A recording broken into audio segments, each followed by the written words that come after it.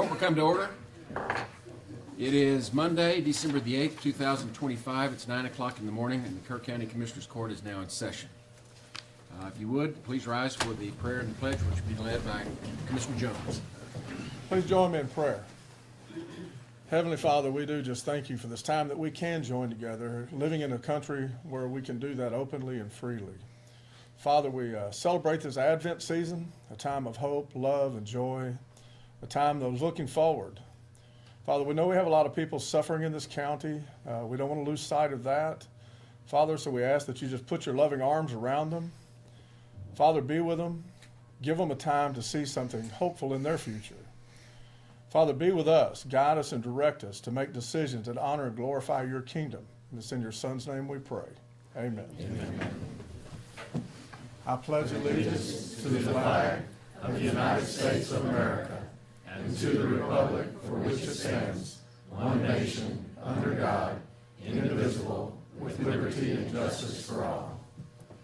Honor the Texas flag. I pledge allegiance to thee, Texas, one state, under God, one and indivisible. Please be seated.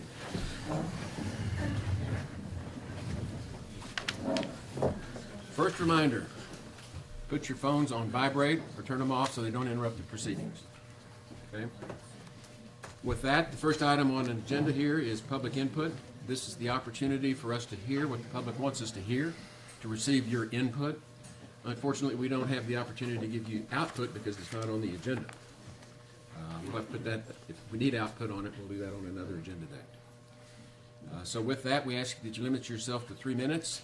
Go to the podium, state your name. Do we have anybody for public comment? I got a couple of special comments, I know. Any public comment? No public input? We'll move on to commissioners' comments. Precinct 1. Yeah, it has been a great season so far, Judge, between all the parades and everybody out celebrating and seem to be in like they're moving forward in a positive direction right now. And it does offer, I think, a lot of inspiration and hope of where we're headed right now. I've been fortunate to be able to be blessed at numerous events over the last several weeks. I'm not sure that we've got ourselves fully wrapped around what all is taking place here yet, and the way that it is affecting all the rest of the families around this county yet. But I do know that this time of the year, I'm going to probably focus most of my efforts towards trying to continue in the recovery that I've been working with, and keep my head down towards that. Good. 2? Yeah, well, I'll remind the public that the burn ban for Precinct 2 remains lifted, but please keep an eye on the burn ban hotline because it is drying out, so we'll keep a close eye on that. Last week I had a really good meeting with one of the leaders of the National Christian Foundation to discuss, financial needs associated with the July 4th flood, and I was able to kind of steer them, I hope, in the direction of small business owners who, in many respects, have been neglected, left out. It's very difficult for somebody who's lost everything to take out another loan, even if it's low interest. So hopefully they definitely have access to a bunch of money, and hopefully that'll make it to the right people.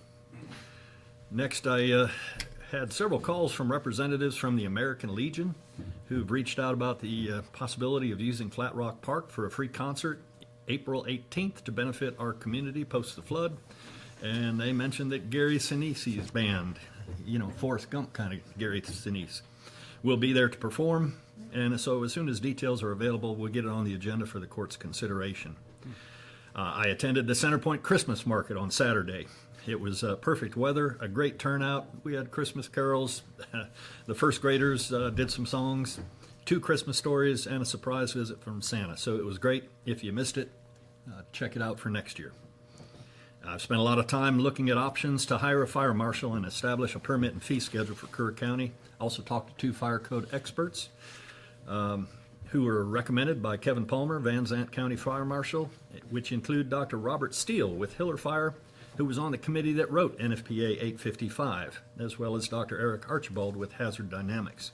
Both are highly qualified experts for use in reviewing any and all documents required for a best facility. to ensure that if we're going to have one of these things, we're fully compliant with all regulations and codes. But we have an agenda item. It's 1.19 later, and we'll discuss that in detail. I think there are a couple events I'll mention. I think for those who don't know Mattress Mac, he's quite a character. When I lived in Houston, I guess, well, on and off many years, but a long time ago when I was much younger, and so was he. I got a kick out of watching him jump around inside of a mattress on TV. That was his commercial. So quite a character, but he's also a man with a huge heart and has done a lot for his community. Anyway, he's going to be here Saturday, I'm told in Center Point. I believe it's at the fire department, giving out mattresses to flood victims. So if you had damage and you lost beds and mattresses, check with your, I guess, whoever you're working with, because I think there are some qualifications required to get one. But that's going to be at the Center Point Volunteer Fire Department at 7 or 7:30 Saturday morning until later in the morning when they're all gone, I suppose. He never wants to take any back. I'm sure. And otherwise, there's also a memorial service at 2 o'clock in the Coming King Sculpture Garden, which will, I think, move the flood memorial that was on Water Street to a permanent place in that garden. And so that's, again, 2 p.m. in the prayer garden. Okay, and then finally, for anyone who might have been wondering, after collecting the necessary petition signatures, I've got my application ready to turn in this afternoon right after Commissioner's Court. I am running for re-election, Precinct 2. You are. Believe it or not, yeah. I haven't heard that. And No, I haven't heard I'm gonna make it official. That's it. Okay, 3. All right. Burn ban, of course, remains lifted. For all those that did burn in Precinct 3 over the last couple of weeks, thank you for not having calls for service, that you did it responsibly, and I appreciate that very much. Really not that many calls at all since the burn ban has been lifted for out-of-control stuff. That's great. Wreaths across America. It is that time. On Saturday at various places in between Fort Sam, Houston, the biggest, Comfort being the smallest, and us kind of being mid-size here at Kerrville at the VA cemetery. A lot of volunteers will be gathering. If you want to get involved, it is Saturday morning, and you can contact Wreaths Across America to become a part of that volunteer effort. It starts at around 10 o'clock in the morning on Saturday is when we're providing a color guard for one of those, and really pretty excited to see that going on. And I'll be at the Comfort one if you're wondering. I was told 11 for the one in Kerrville. Yeah, it might be. It might be. It could be the case, I don't know. I'm sorry. Color guard has to get there early. Okay, At there 10 you go. o'clock That- for the 11. You're absolutely. correct. So think about getting the kids there on time. Courthouse looks great. For all It those does. that have been involved with that, thank you. It really looks sharp. You know, it's a couple-week build-up, and I'm just, you know, I drive by kind of with a sense of pride when I see all that stuff set up. Stock show is coming up. Schools are doing it, county will do it, and it gets bigger from there. So excited to be a part of that. As for judging, as we all do normally, and I think Ag Life is here to talk about that. I want to talk about Ruidoso versus Kerrville, and then go into Steve Lehman. Ruidoso, I went up there to see my dad. They got hit by floods a year before we did. It looks remarkably different here than it does in Ruidoso, New Mexico. That's because the state of Texas came and is still here in Texas, but it really did not have the same level of assistance in Ruidoso. So in June, after a fire, floods came, 4 larger, 4 smaller floods, and some of them were significant, not quite the volume that we had here, but when I go down and I drive the river valley, there's still homes that are destroyed, there's still debris that needs to be picked up, and I wondered, like, how is this possible? Well, they don't have the state of Texas behind them, and there is a huge difference, trust me, in the fact that we have a county engineer that is there condemning and removing and rebuilding. It's just, I was shocked, honestly, by the difference in here and there. Our precinct chair, Steve Lehman, did pass away peacefully in his sleep. I will miss him. Many of us will. He was such a great part of our community, from preppers to CERT to computer repair to just bring a precinct chair. I just want a note of thanks for those that are have prayed for him and his family and his brother and sister that are here, and the other brother I don't know. But anyway, just my thoughts for the Lehman family. That's it. Thank you. All right. Hats off to Ingram for their parade Saturday night. It was well attended and a nice little ceremony. It was worth attending. To follow up on the school shows coming up, the KISD school show will be Friday the 19th at the Ag Barn that evening. The next day will be the 20th will be the Ingram ISD stock show, and in the morning, and then that afternoon, Centerpoint, I do believe. So with the ag kids here, it's good to let everybody know that's coming up, and it'll be before we meet again. Couple things, personal things I want to point out because it's a rarity. My parents, yesterday on Pearl Harbor Day, had their 72nd anniversary. That's a rarity, so that's why I'm acknowledging it. And since this is commercial time, I will announce that I'm running for JP4. So that's all I got, Judge. Okay, let's move on to the consideration agenda, item 1.1, presentation regarding District 10 4-H Fall Roundup results with the kids. Jennifer Smith.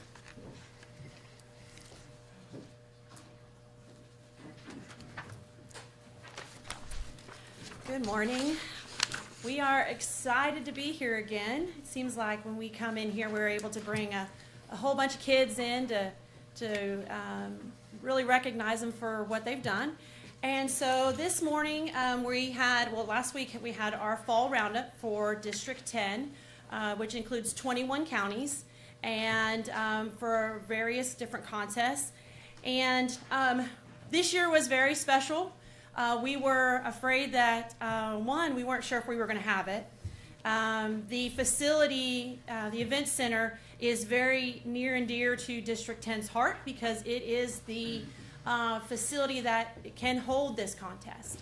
And so we're very thankful that we were able to use it this year. So that in itself was a huge relief to everybody in District 10. So before the kids come in, I'd like to just explain a couple contests, these contests that the kids participate in. I want people to understand the time and the involvement, the commitment that these kids and their parents and their coaches have to these contests. So I'm just going to take a couple just to let y'all know what the contests are. So that when the kids come in and they tell you how they did at these contests, you kind of can get an idea of, oh man, that's a pretty big deal. So the first contest is Food Challenge. It's the largest contest. We had about 300 kids participate in this contest. It's kind of like for those that watch Chopped on Food Network, it's like that. They get some ingredients, and as a team, they have to prepare a dish, and then in 45 minutes, and then they have to present it to judges, and they have to know all their nutritional values. They have to know serving sizes. They have to be able to do substitutes. I mean, how do you make this dish different for those with diabetes? That kind of thing. So the kids have to know a bunch to be able to do this contest. The second contest is Food Show. They prepare a dish. Once again, they have to know the ingredients. They have to know nutritional values. They go and this is solo, by themselves. They go in and present it to a judge. They need to know everything about this dish so that when they're questioned, they can answer, they know what they're talking about. Seniors have to do a skill. There's a test. There's all kinds of elements to that. We also have Quiz Bowl. There's 3 different quiz bowls. One is livestock, one is horse, and one is FCH. FCH is Family, Community, and Health. And the basis of this is you have a team of 3 or 4, and they are just randomly asked questions. These questions can come from anything. So to be on the Horse Quiz Bowl team, the resources are college-level resources.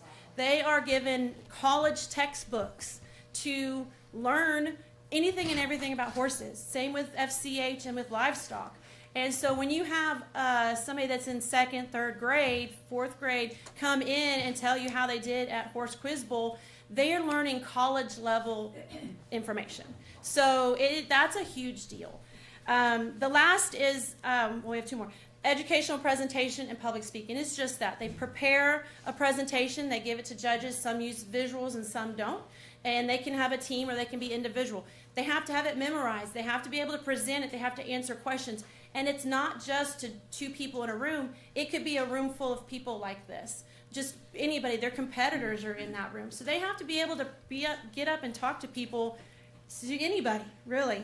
And the last is entomology. And entomology, they are learning anything, everything about bugs. And we have kids that just love that. So when these kids come up and they tell you how they did at these contests, just remember what it takes to go into those contests and the hours that they spend learning their information and their presentation ability, okay? So I'm going to let them come in and tell us how they did.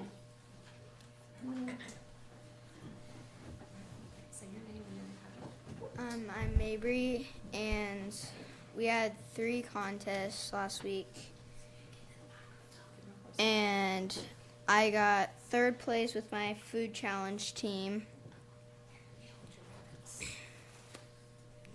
and for horse quiz, my team for our first year, we got 3rd place as well. And I did an educational presentation on horse therapy, and I got 1st place. All right. Excellent.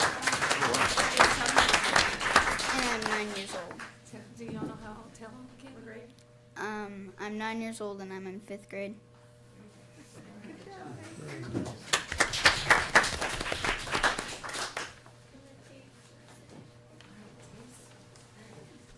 Hi, I'm Tamsin Gygax.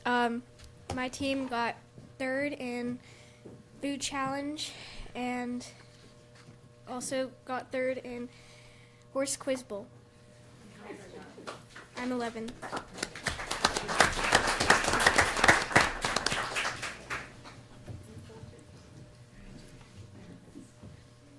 My name is Jamie, and I got 3rd place in educational presentation, and I got 3rd with my team in horse quiz bowl, and I got 4th in food show, and I'm 9.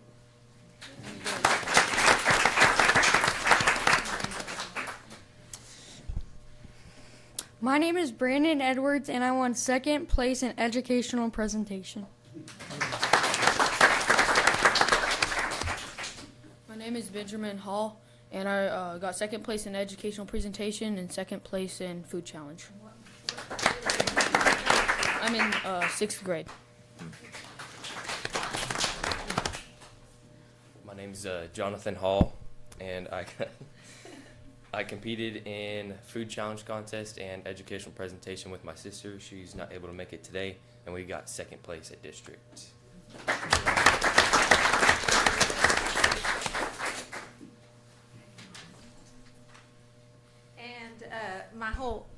My whole Chic Chef team could not be here because they took off all last week. So, you know, they're high school kids, so they have a career in high school they have to keep up with. So, I came today for the food challenge contest. They did. Their team got 2nd place out of a bunch of teams, so I'm proud of them. They wanted 1st. They were upset. So, but we're happy with that. And then they qualified to go to state in FCH Quiz Bowl. It was their first time. So literally, they've been preparing for this, I say, all their lives. So I just threw them up there, and they won, and I was so proud of them. So they'll go to College Station in June.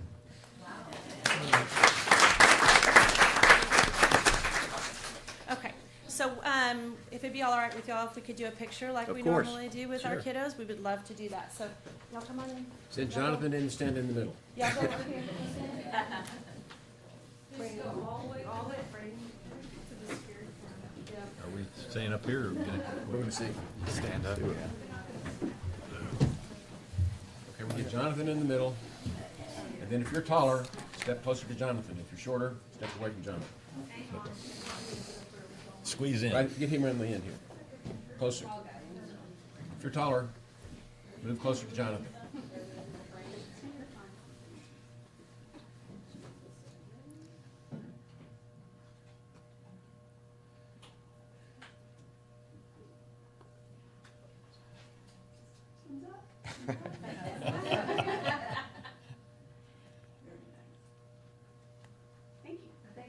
Thank you all. All right.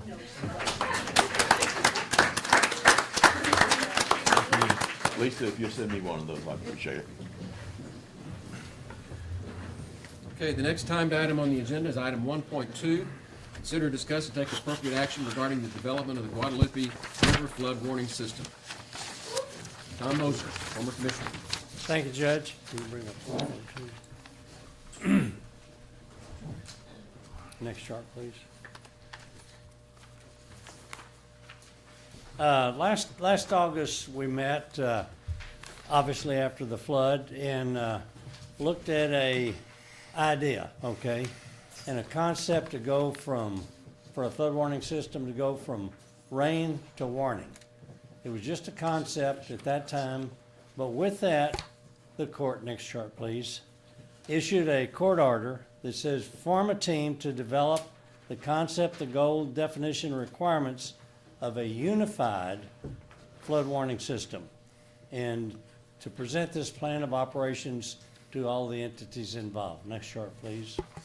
So we formed the team, made up of people you can see here, myself, Bill Rector, Paces, Ray Howard, Jonathan Letts, and Doug Thomas. And I want to mention that Ray Howard, okay, this team was very committed in what it was doing, and the seriousness of it and the commitment, the dedication. Ray Howard in particular, city councilman from Ingram, was undergoing treatment in Houston for a significant medical condition. He was there, he drove to Kerrville, had a meeting, and drove back to Houston. So he continued that same type of commitment throughout. So he's in Houston today. Next chart, please. So we, with our development team, we met weekly, okay, after the presentation of Commissioner's Court and the court order. We established a concept. We researched flood warning systems from around the nation and from major floods, and we met with a lot of very qualified companies that provide flood warning system elements, okay? I don't know how many we listened to by Zoom or whatever, but a whole lot of them. We established the requirements, and that's what I'm going to talk about today in a little bit more detail. And then we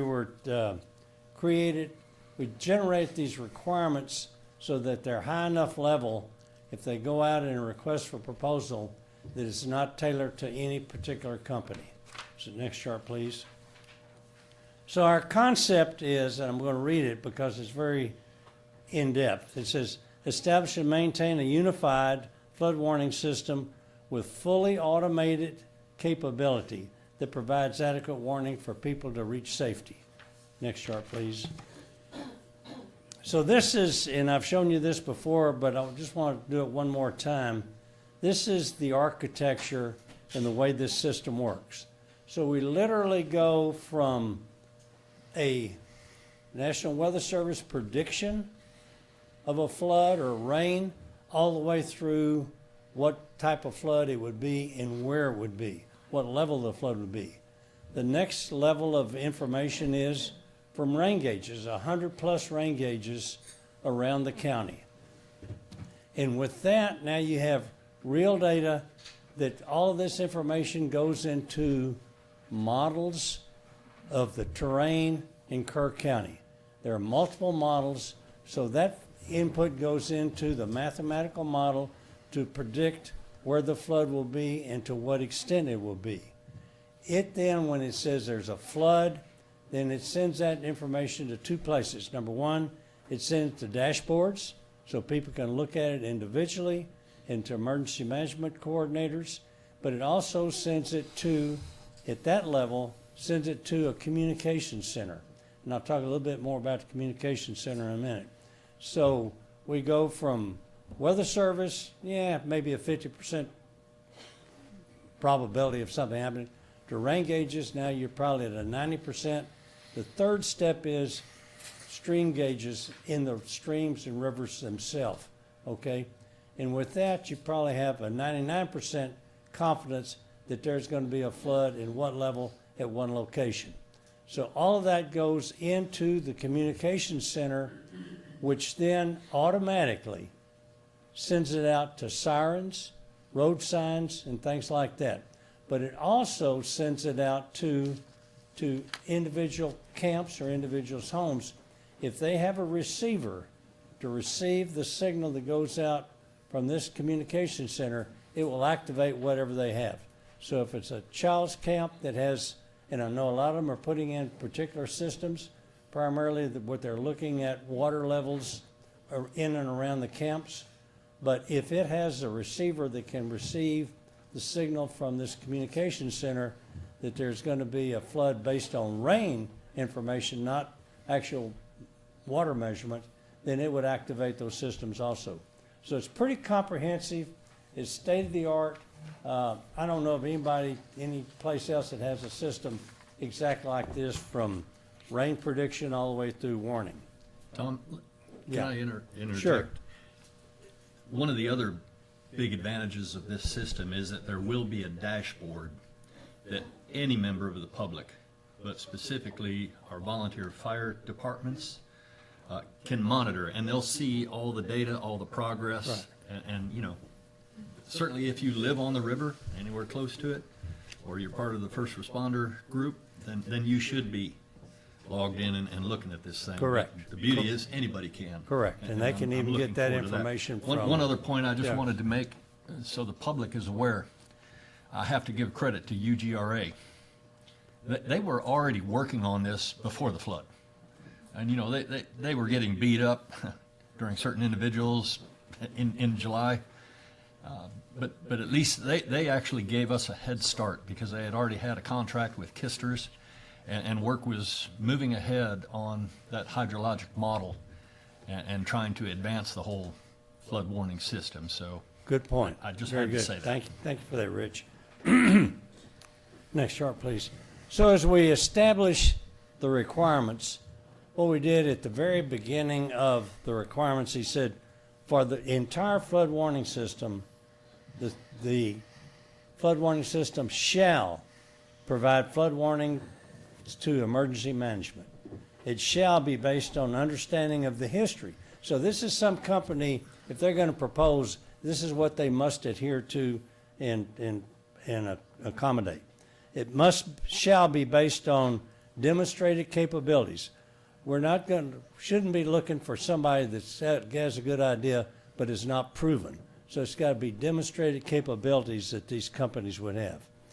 It shall be made of components preferably made in America and consistent with Texas Department of Information Resources. It shall be highly accurate, effective, timely, and reliability. All four of those things are critically important.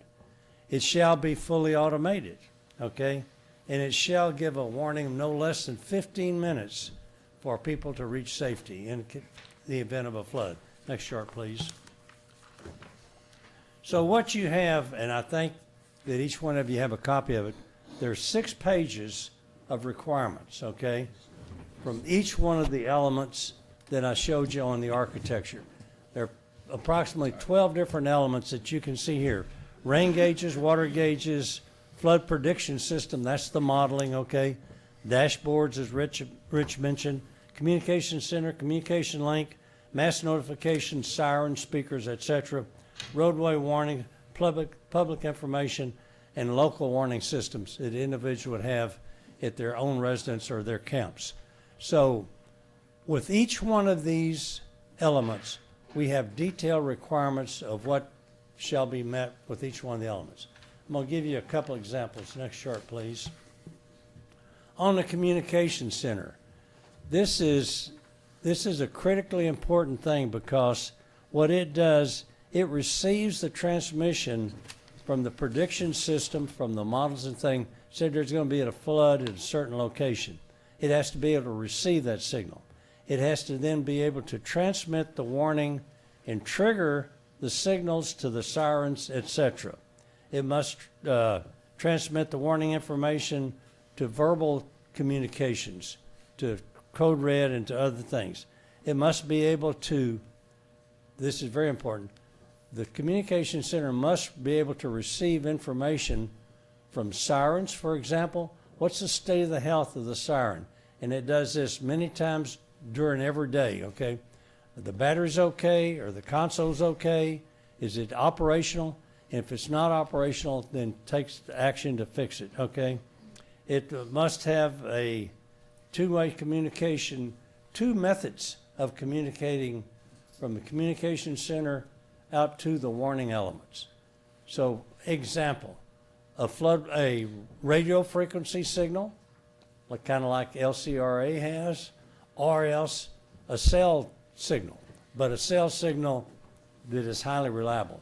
So the communication center must have dual communications capability. It must have backup power supply, and it must receive the information from the prediction system. Okay? So that's the communication center.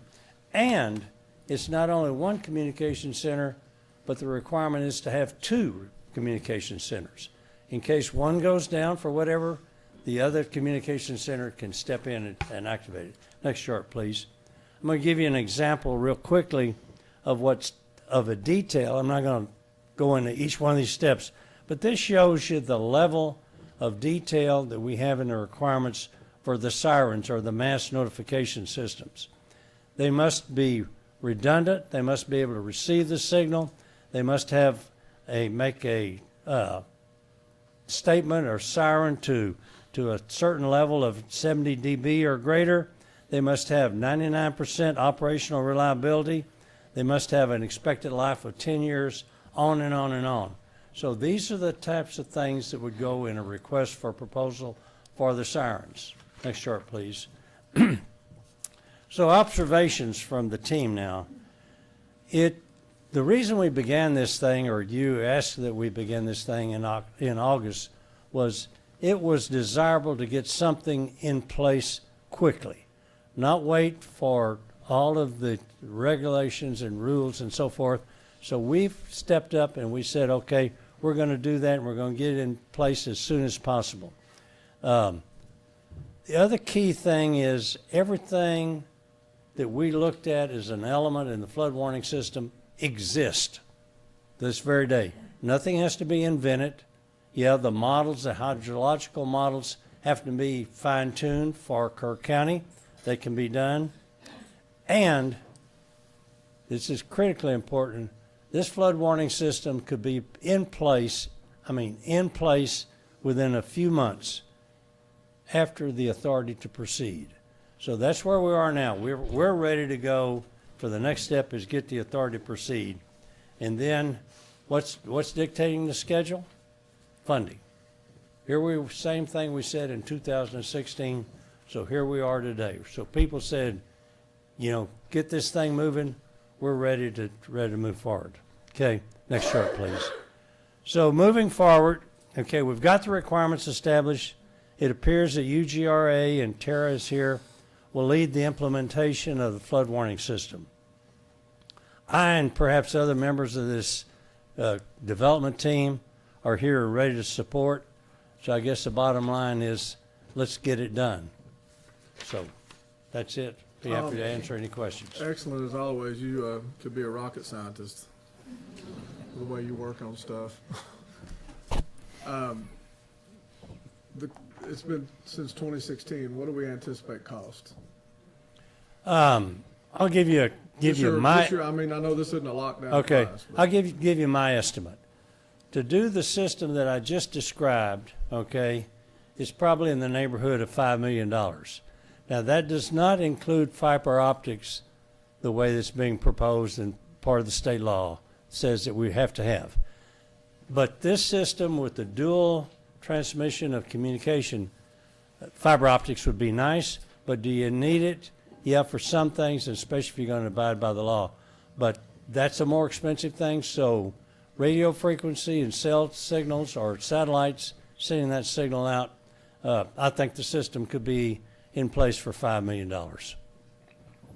That's my estimate. Yeah, that sounds, I would say it's close. I've looked at a lot of this already. So what do you think our next step forward is? not saying get funding. We've got a lot of work to do on ILAs and things of that Yeah. nature. What do you see as the next? I step think forward? that the next step in any project development then is to develop requests for proposals and send those proposals out, okay? And that takes a little bit of time, but not a lot of time. They can be done very quickly too. So the next step is then, it's called DDT&E, Design, Development, Test, and Evaluation. So in the design, then you got to get down to specifics. So that'll be the people, the companies that respond to the request for proposal, then select them and let them move out. There's some really, really, really good capability out there and people that want to do it. Sure. Tom, just like when we solicit bids and stuff, you have a deadline in mind to getting those feedback from these different people? Feedback from what, Don? Well, different proposals are, people want to. Well, typically you give them 30 days. Okay. Okay. Once you issue a request for proposal for them to respond. Yes, sir. So if companies are seeing what we just presented, and if they see the detailed requirements that we've delineated, then they can start, looking at that and asking questions now. So that's the reason to make this public now. The requirements are there. We need to get the requirements out and let the public see what they are, and the potential companies see what they are. Yes, Judge. I just have one question about fiber optics. I'm a belts and suspenders kind of guy. A what? Hold the pictures Okay. up 2 ways. I'm in favor of the fiber optics. Are we going to include that in the RFP? Or is that going to be optional? Well, the way we've laid it out, I think what we'd have to do is see what the state is of that in the second mile. Tara's here. She's probably more knowledgeable than than I am, whether or not that's part of the requirement. I just want to make sure your group understands where we're coming from is we want to have a solution and backup solution and a backup solution to that. Right, precisely. So I think Judge, I think to think about getting fiber optics to 30 different sirens isn't going to be possible. I think that would be a long duration thing. By the time you get that signal to a siren, and I don't think you need to get that kind of signal all the way, fiber optic signal to the siren. So do you do They it can to accept specific FM radio, locations? we can hook up Perhaps. some things We with haven't Starlink. delineated. The way this architecture set up is that it's an infrastructure for a flood warning system. If a camp wants to have their own flood warning system, then it can activate that if they can receive the signal.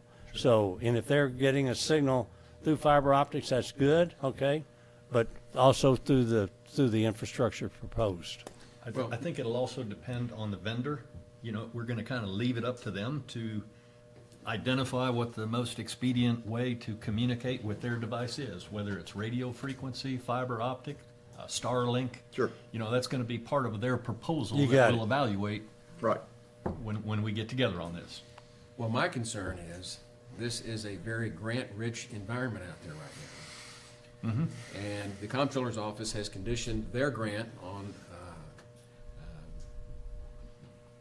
the fiber optics. So are we going to be part of that or not part of that? That's what I'm trying to find out. Well, I think the way Rich defined it is stated is perfectly clear. When you ask for a proposal, if the people that are proposal based on these requirements says, yeah, we need fiber optics, that's their proposal, and that's what'll be evaluated. Sure. So, But we're the ones that write the proposal, But right? what the judge is saying is it may knock us out of the grant process. Yeah, I want to know what we're putting in our grant applications. We're going to do fiber optics or not? If that's what the state's requiring. I'm gonna yield to Tara or somebody else. Now, what Tara's done in Tara's been unbelievably outstanding on developing these requirements, as has UGRA. It's just been a superb working relationship. Tara leads the long-term flood warning system, working group, which picks up these requirements and goes forward. So, let me. Morning, Judge, Commissioners. Tara Bushnell, Upper Guadalupe River Authority. Extremely grateful to Tom and the development team. They're part of our larger working group that we, describe as they get into the nitty gritty of what needs to be in the system and the different specifications, and intend to continue to work with them through the RFPs. So the Texas Water Development Board grant is going to be a large funding mechanism for this. And we got, exciting news last week that they're going to be sharing a lot more about their timeline and their rules on the 16th. And so we really will have more information about what is going to be covered in that grant once we have that. But regarding telecommunications infrastructure too, I think we recall from the previous court meeting that the Texas Middle Mile grant that was submitted by KPUB is going to be a huge support to, if that grant is awarded, that's going to be a huge support to the entire system, that it will be able to communicate off the private LTE network that was described in that grant. So that's primarily where we're looking for the telecommunications aspect. Well, from my perspective, anything we can do to improve the fiber optic coverage out west benefits everybody in this county. Yes, and so the state funding will help with that middle mile, which is kind of like your main water line, but it is up to private business to develop the last mile, which is get you to your personal cell phone too. Maybe the community foundation can help us with that. You can certainly ask. Right. Tara, since Yes, you're sir. up there, and Tom and I spoke previously about being connected with the state, as far as our scope of work and development. Do y'all both feel that our proposal for this is well connected with state leaders? I know there's funding and grants that go along with it, but are they buying into our ideas here? Yes, we've had really positive conversations with our different legislative office about what we've done so far, and we've been speaking with Water Development Board as well, and are just kind of eager to see what the guidelines and the rules are that they release later this month, so that we can make sure everything is aligned. And then after that, we'll be able to have a better schedule about RFPs. Yeah. Awesome. We have a key meeting with the Water Development Board next Tuesday, not this week, but next Tuesday. I'm glad to hear that. Thank you. We'll hopefully get some positive feedback. Yeah, and I serve on that long-term recovery with Tara, and I will tell you that she brings a ton of information at every meeting. And if we Always get does. something by the 16th on that, then I'm sure we'll have some updated information for our next court meeting. Yes, it's wonderful participation, and just Right. very happy with how everything has been going. Right. Lots of great work and hard work by a lot of people. Yes, And Yes. a special thank you to both of you for collaborating to make this happen. absolutely. That's very important. Teamwork. The Thank you community for your knows we're support. together on this. And I appreciate former Commissioner Tom Mosier for stepping up to lead this particular task force. He's done a great job. Appreciate your leadership, Tom. There's just something about Precinct 2 commissioners that seem to get a lot more done. Well, it's been a good team effort.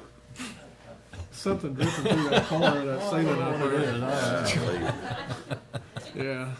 Okay, let's move on to item number 3. Hope you're wearing boots. Consider, discuss, and take appropriate action to approve sending a letter to the governor requesting assistance to secure funding appropriated by the Texas legislature to implement a flood warning system.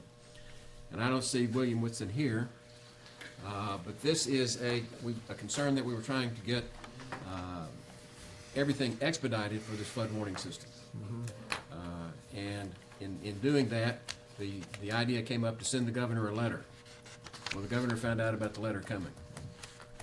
And would prefer not to receive the letter. Oh, Well, and so we have a proposed letter that the other stakeholders in this are all going to send to the governor. And the tacit agreement has been to approve the letter but not send it, and let's wait and see if it comes. I'll make a motion, we approve the letter and have it in our back pocket. I'll second. Got a motion and a second? We're pushing this as hard as we can, but as politically palatable as we can. So, with that, any other discussion? No. Those in favor, raise your hand. Thank you, unanimous. We're going to pass on item 1.4. I know we had a speaker that wanted to speak on that. I apologize, but that has been pulled from the agenda. Will not be heard today. We'll move on now to item 1.5, which is to consider, discuss, and take appropriate action to approve and authorize the county judge to sign an agreement with the Texas Association of Counties to utilize the University of Texas Austin Cybersecurity Clinic program. Mr. Tennis. Morning, Court. Yeah, this is an agreement with TAC, or through TAC with the University of Texas to utilize their cybersecurity resources for internship programs, stuff that we can leverage within our department for however we see fit. This initial program will actually help us with current policies that are either out of date or non-existent. So they'll send out a team of 4 or 5 individuals from the university that are in their cybersecurity program, and I will give them a list of taskings to work on. They'll take it back to the university for the spring term, and at the end of the term, they'll provide us the product that I asked for, and it's all no charge. So if I understand you correctly, we're getting a free internship to develop a policy update. Yes, sir. Why would we turn that down? I'll second. And no charge. No charge. Your motion, your I'll second. second. Okay. Any discussion? Those in favor, raise your hand. Unanimous, thank you. Thank you.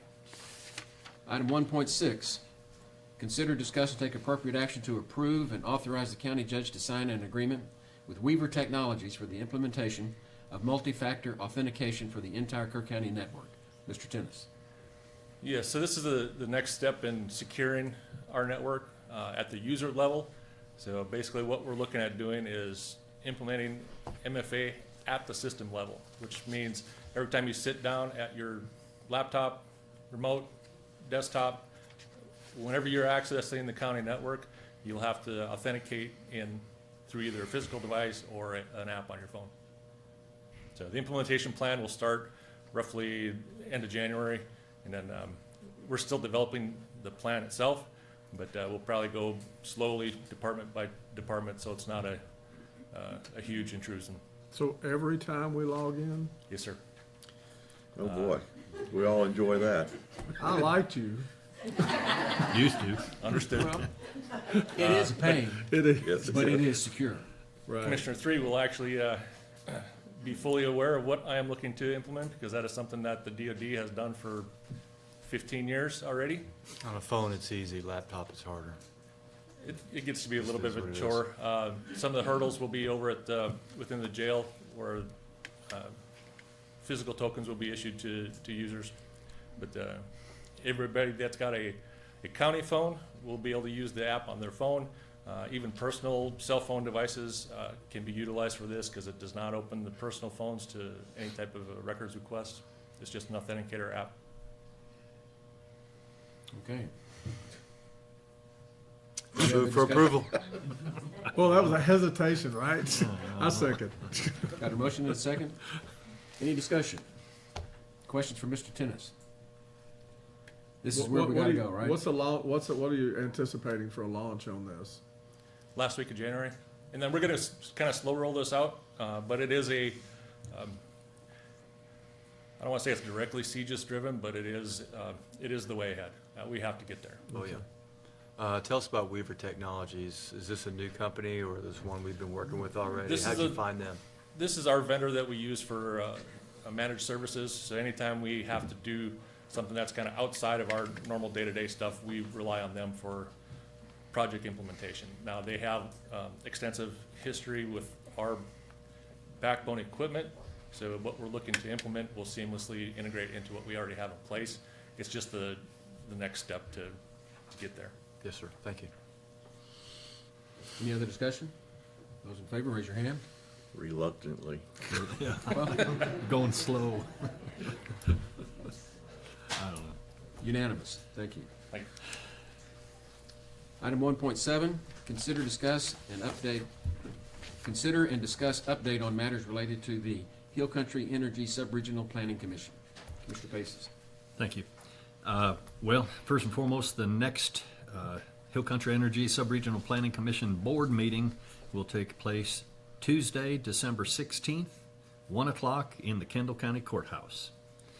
And later this week, I will be following up with Tatum on best cybersecurity concerns and the various laws and governor's executive orders that prohibit doing business with companies or agents associated with China, Russia, Iran, and North Korea. You know, many of the best facilities that have been planned utilize batteries and control system components made in China. And this is an angle that the Van Zandt County is looking at very closely. So we'll see. In fact, the documents that were submitted, the report that was submitted for the East-West Best in Mountain Home had an awful lot of information demonstrating the use of a lot of Chinese-made components. I mean, lots of Chinese characters in those reports. So we'll take a real close look at that. And in fact, the Office of the Attorney General is investigating the planned use of cattle batteries in the Van Zandt Best facility that, the county has put a temporary restraining order on. And I'm hoping that to reach out to the same officials to discuss the East-West Best, where, again, those documents show that they're planning to use some Chinese-made components and systems. Because these cattle batteries are not only a concern because they're made in China and it violates Chapter 117 of the Texas Commerce Code, but also because all the China-made batteries thus far that have been tested thoroughly have failed in the UL 9540A tests. So the last thing we want, if we're going to have to deal with one of these things, we want them to be as safe as possible, and they have to pass all of the necessary tests. And UL 95040A is a key one. I'm planning to travel to Austin tomorrow to attend the LCRA board meeting and speak in their public input section with a message similar to what we gave to PUCT's board at the end of October. And we'll see how that goes. And lastly, I think our team is going to start working on legislative amendments. And certainly key aspects of that will be to better define battery energy storage systems not as a generation resource, but just as a piece of critical grid infrastructure. And hopefully they get dealt as such, because clearly they don't generate electricity. They consume electricity. They just store it. We also, I would think, want BEST to be subject to Public Utilities Commission planning and approval based on location type and cybersecurity aspects. So it would be very helpful to get that clarified in law. And even from a federal standpoint, it would be very helpful for BEST to be classified as not being a renewable energy source, so that it would not qualify for federal subsidies. You know, our current administration is eliminating a lot of subsidies for wind and solar, but somehow BEST got ignored and missed out in all that. Bingo. That's you where take it's away gotta the happen. subsidies, and these things go away. So that's all I've got for now. Is there any public input on it? Yes, there is. Okay. Ms. Ferguson?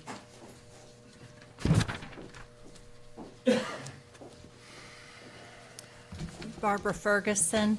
I just wanted to make a couple of comments. The last 391 Commission meeting was, I think, really, really helpful in bringing out a lot of vital information, especially from the fire marshal from Van Sant County. He had great information. The 391 Commission has, I think, brought an awareness to this problem that we've really needed. Recently, Gillespie County took additional action, and they have joined in a lawsuit regarding BESS, and they're trying to protect the children in the Harper School from the plant that's so close to that school. Also, as you mentioned, the AG is now looking into this issue, and a lot of times it's a raising of awareness through something like a 391 Commission that I think starts the ball rolling on this, and I'm really appreciative of all the work they've done. However, it was discussed in the last meeting that the regulation for BESS, if we don't do it on a county level by county commissioners and judges and district attorneys and county attorneys actually taking action, then it's going to have to come from legislation to actually set up regulations for this. And our representative, Wes Verdell, was at that 391 Commission meeting, and he indicated in that meeting legislation can take a very long time.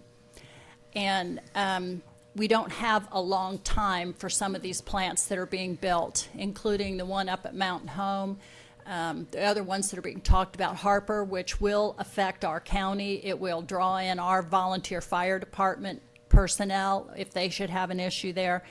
And so I just want to encourage the commissioners and Judge Kelly and our county attorney and district attorneys who all can play a role in moving action along that can slow down this. Just for instance, like requiring that these batteries pass that UL 9540 test before they're allowed to be implemented in our county. And those are kind of actions that can be taken that can put a halt on this while we wait for legislation to take place to start bringing BES under regulation, which they should be. But thank you for your time. Any questions? No, I think to what Barbara was saying, though, we did pass in this court that they would have to abide by all of that. The part of the problem that we have right now is enforcement on that we're going to have to be looking at. Yep. Because to pass it from up here and to say that that's what we want is one thing, but having a level of enforcement is another. And that's what we've lacked, and there's been, and will be, I guess, later, Yeah. some more talk about that. Yeah, we definitely need to talk about that further, and I had a look at that resolution, and I think we're gonna need to modify that resolution or come up with a new one that's a little bit stronger, because it talks about recommending a report that outlines all the things necessary to comply with 855. It doesn't say you have to. But we'll talk about that when we talk about a fire marshal under agenda item 1.19. Okay, with that, let's take the morning break. Come back at 5 minutes after 10.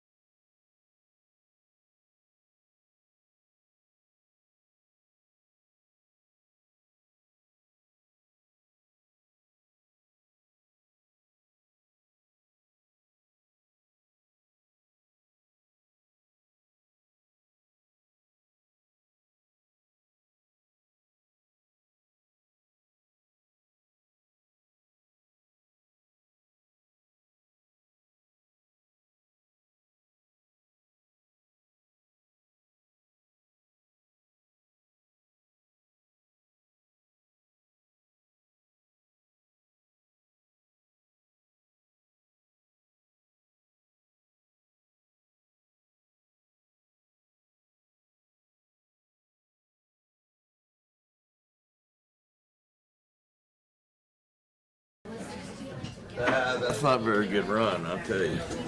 For you to keep That's, up with that, the run. that's a hustle. Hey, I'm already sitting. Oh my goodness, y'all moved to the front row now. Charlie, is Commissioner Holt out there?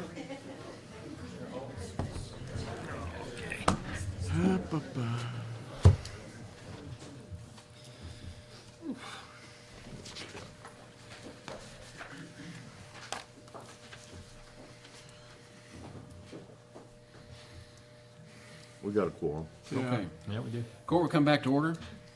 We move on to the 10 o'clock timed items. The first one will be we'll come back to the others on the regular agenda when we finish the timed items.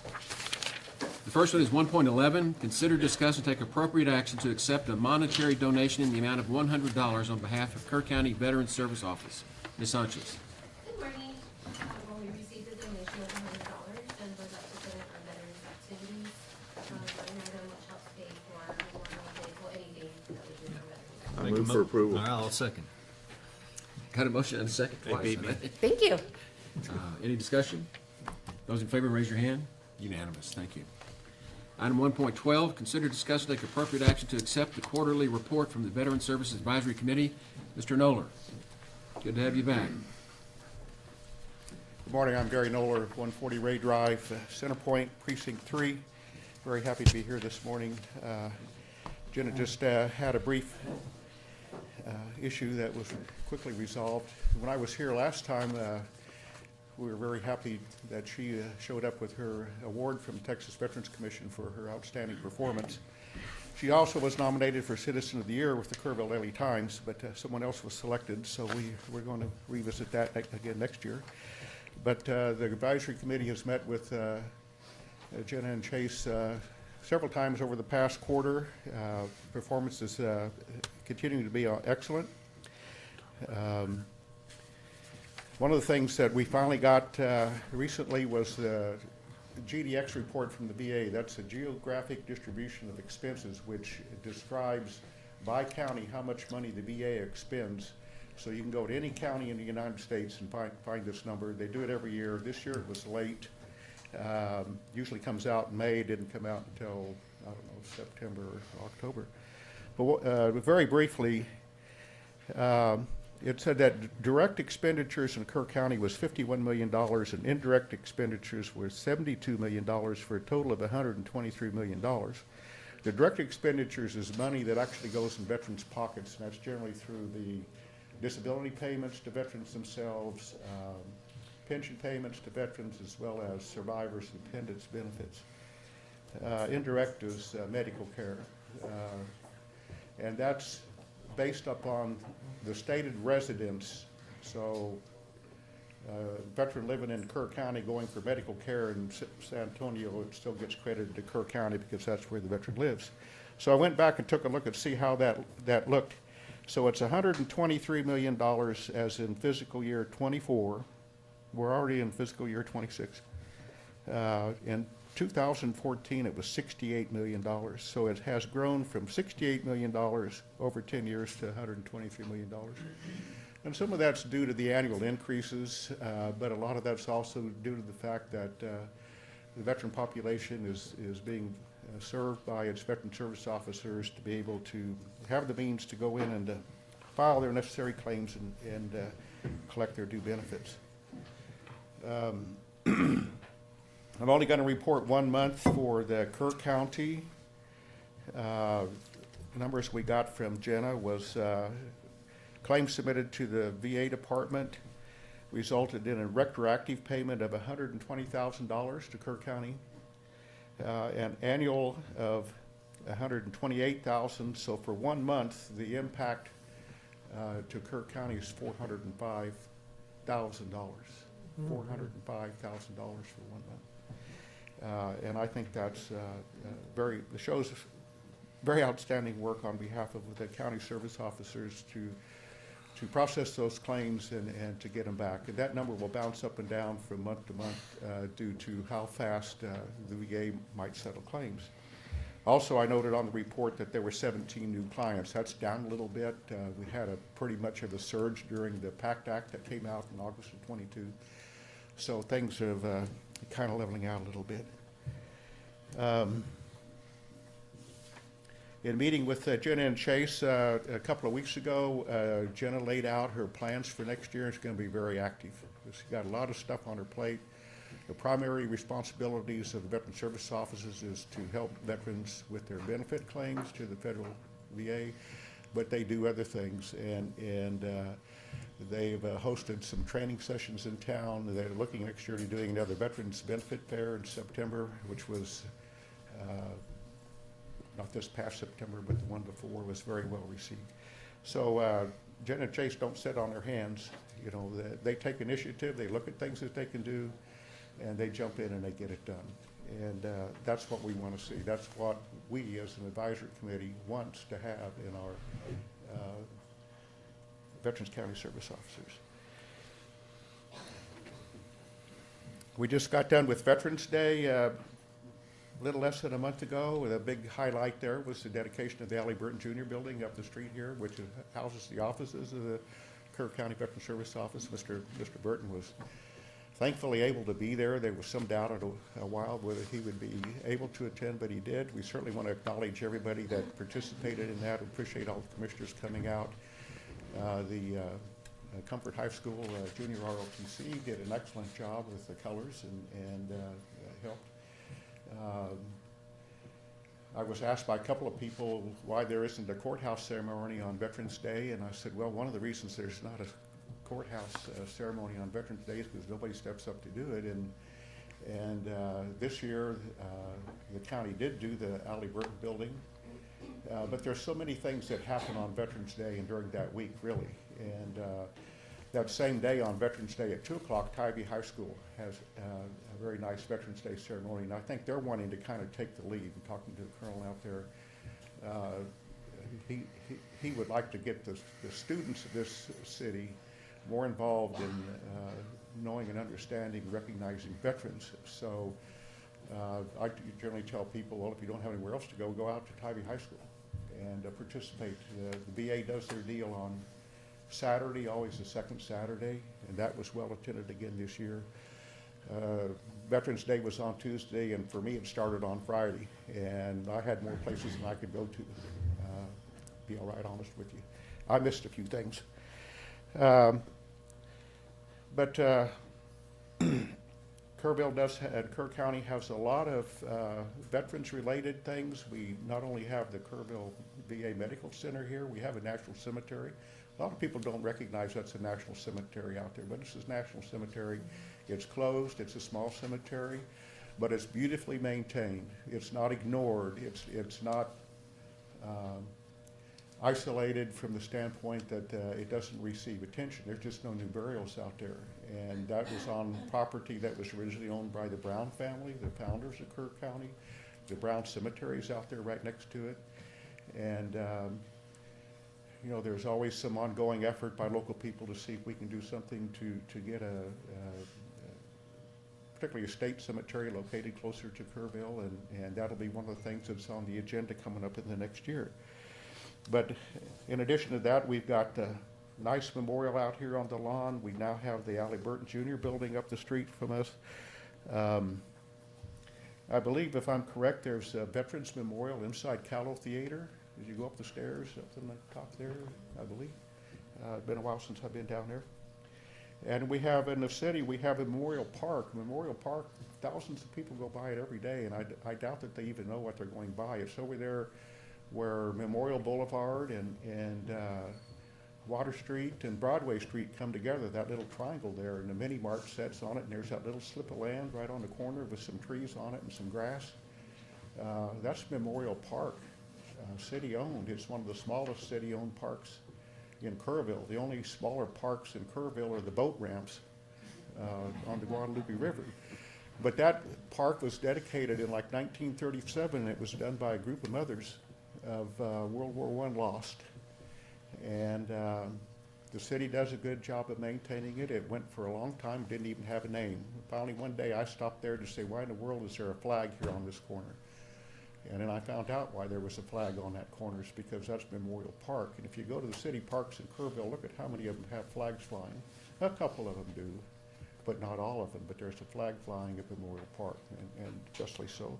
So we're glad that that has a name on it. So that pretty much concludes my remarks this morning. Clarification. When you were talking earlier about the GDX and the VA expenses per county, you were talking about 122 million this year. Last year was like 123 million. And you were comparing that to sometime in their past, and I don't remember what year that was. 2014. 2014? Yeah. Yes, sir. So in the last 10 years, we've doubled Pretty the close. benefits. Pretty close. And when we talk about a VA expense, the converse to that is a benefit received by somebody in Kerr County. Yes. When the VA spends the money, they're helping somebody here. Yes. Right. And so the public, I think the public overlooks that we're talking about $120+ million a year that come into this county through the VA. That is a staggering number.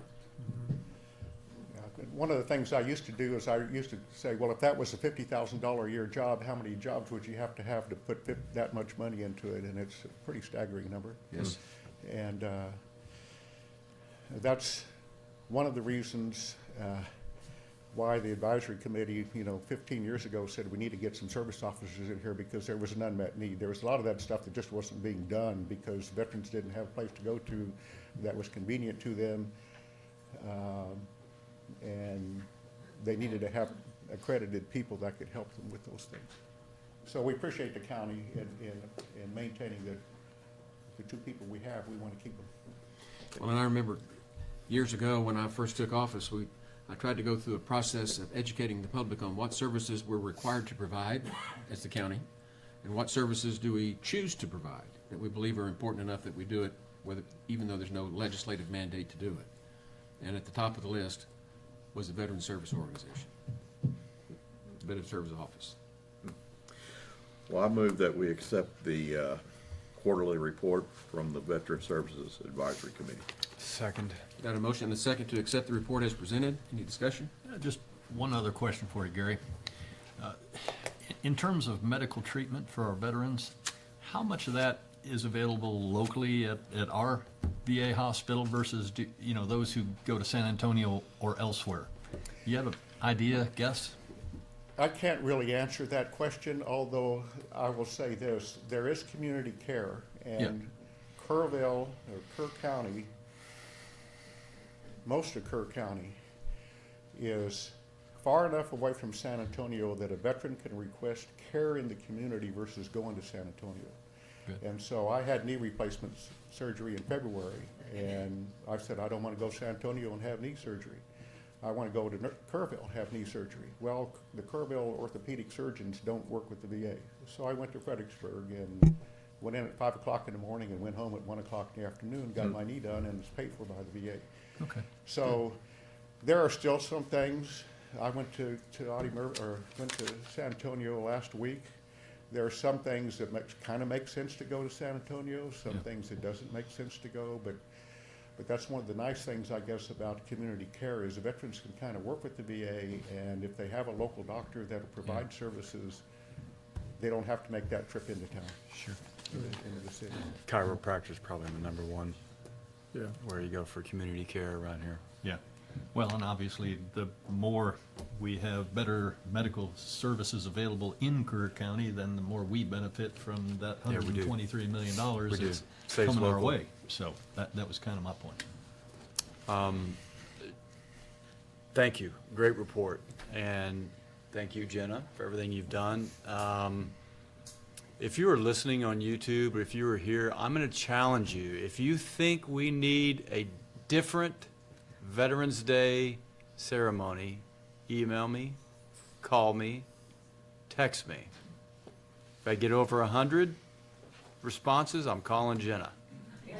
If you are satisfied with schools currently providing veteran services on Veterans Day, being Tybee High School, Centerpoint High School, and Comfort High School all do their own Veterans Day events. I think Ingram does as well. Oh, Ingram has a high school Sure. too. How about that? And it's in Kerr County? It's in Kerr County? Right in the middle. That was too fun. Sorry, I couldn't. I had to Yeah, take advantage of that. I couldn't let it go either. If you are satisfied with those 4 schools continuing to do the majority of Veterans Day services and lunches that they currently do, great. If not, if you think we need something, reach out to me. Otherwise, we'll let it sit. Thank you. Okay, moving on to the next item. We need to vote. We need to vote? Yep. Those in favor of approving the advisory committee report as presented, raise your hand. Unanimous. Now, 1.13 is to consider, discuss, and take appropriate action on the appointment of Vicki Marsh to a 3-year term on the Veteran Service Advisory Committee beginning January 1, 2026, and the appointment of Mike Piaceri, Pericini to the Veteran Service Advisory Committee to fill the unexpired term of Toby Appleton that expires December 31, 2026. The Veteran Service Advisory Committee is set up for a 5-member board. We had 1 resignation in this past year. Toby Appleton was stepped down.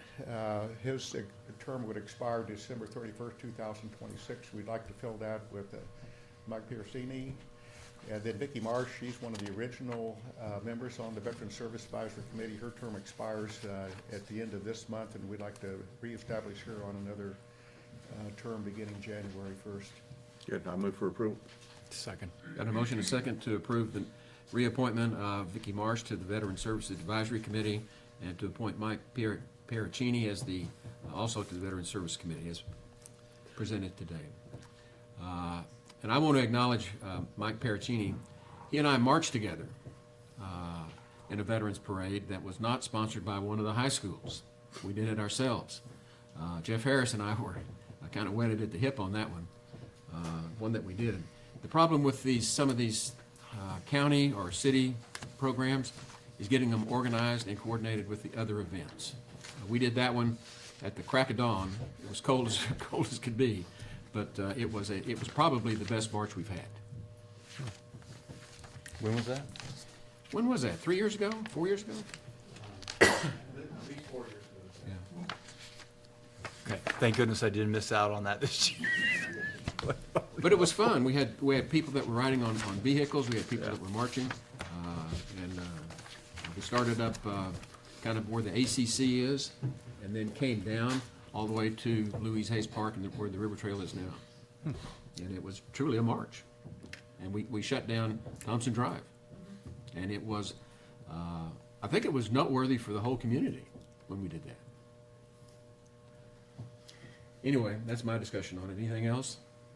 Those in favor, raise your hand. Okay, unanimous. Thank you, Gary. Thank you. Okay, little adjustment to the agenda here. The next item I'm going to call is item 1.16, which could have, would have, should have been a timed item at 10 o'clock. So I'm going to exercise my prerogative and take it out of order. And that is to consider, discuss, and take appropriate action for the court to open and receive bids and award a contract to the lowest qualified bidder for the 25002602 July severe weather number 4879DR metal beam guard fence replacement project for Herman Sons Bridge, Lane Valley Bridge, and Indian Creek Bridge. Charlie Hastings. Thank you. I think the bids were due on Friday at 2 p.m. and I think Commissioner Harris is going through them now. There should be a total bid on, I think it's page 070-5.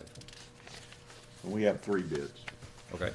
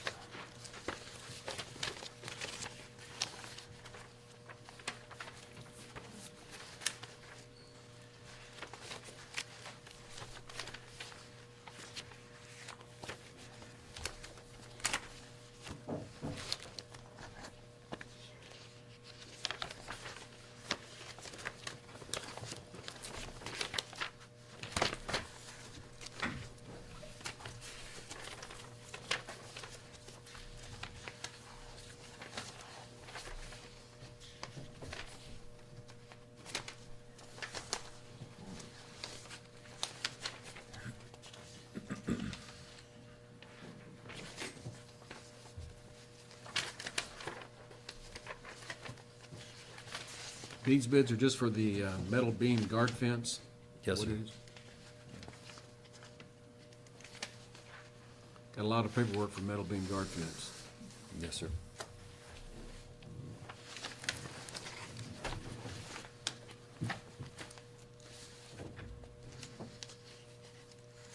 You found him? I'm still looking for this. Yeah, I found this one. Just a little challenge to find out who this other one was from. Go ahead and announce the list. Okay, I'm gonna go for the first two bids from J3, local company out of Kerr County. We have a total of $635,725, 635,725. J3, which has it comprises of 4 different items: mobilization of the traffic control plan, remove and replace 462.5 linear feet of metal beam. That's on Herman Sons Bridge. Remove and replace 782.5 linear feet of metal beam on Lane Valley Road Bridge. And remove and replace 1,300 linear feet of metal beam on Indian Creek Road Bridge, 635. Second one is from JCW out of Bernie. That total is $336,776.81. And this is Is that 81 cents? Yeah. 776 and 81 81 cents. Yeah, and 81 cents. I know what he meant. What did I said something. Excuse me, 81 cents. Yeah, interesting, to see 81 cents on there. So that is, again, JCW Construction out of Bernie. And item descriptions are the same. Mobilization, 462 linear feet. Herman Sons, 782 linear feet. Lane Valley, and 1,300 linear feet for Indian Creek. 336,776.81. I'm still searching for the numbers. Forgive us, some of these, they don't all look the same when the bids No. come in. They certainly aren't as clear and direct as Is some it from the, contractors. is that from one of the same contractors? The one that you're trying to find the bid? It could be just additional information that they're supplying if it's. And I say that because we had a mandatory pre-bid and we only had 2 contractors. Gotcha. At it. Could be it. This one's coming from Ashley Boyle. Yeah, it's a UPS store in Leander, Texas. That's not close to either one of them. No, it's not. You want me to look through that too? Yeah, here, you start here. Y'all are in trouble Let's, now. let's let Charlie go through it. Yeah, y'all are in trouble now. Y'all got Charlie up there. Well, Charlie's at least seen them. Yeah, there should be a Divorce standard evidence. bid sheet. I don't think this belongs. This is not a bid. Okay. Well, that was fun. Well, but that's good news. We didn't find a bid in it. Especially because it has a divorce decree. The question is, inside who's of it. that supposed to go to?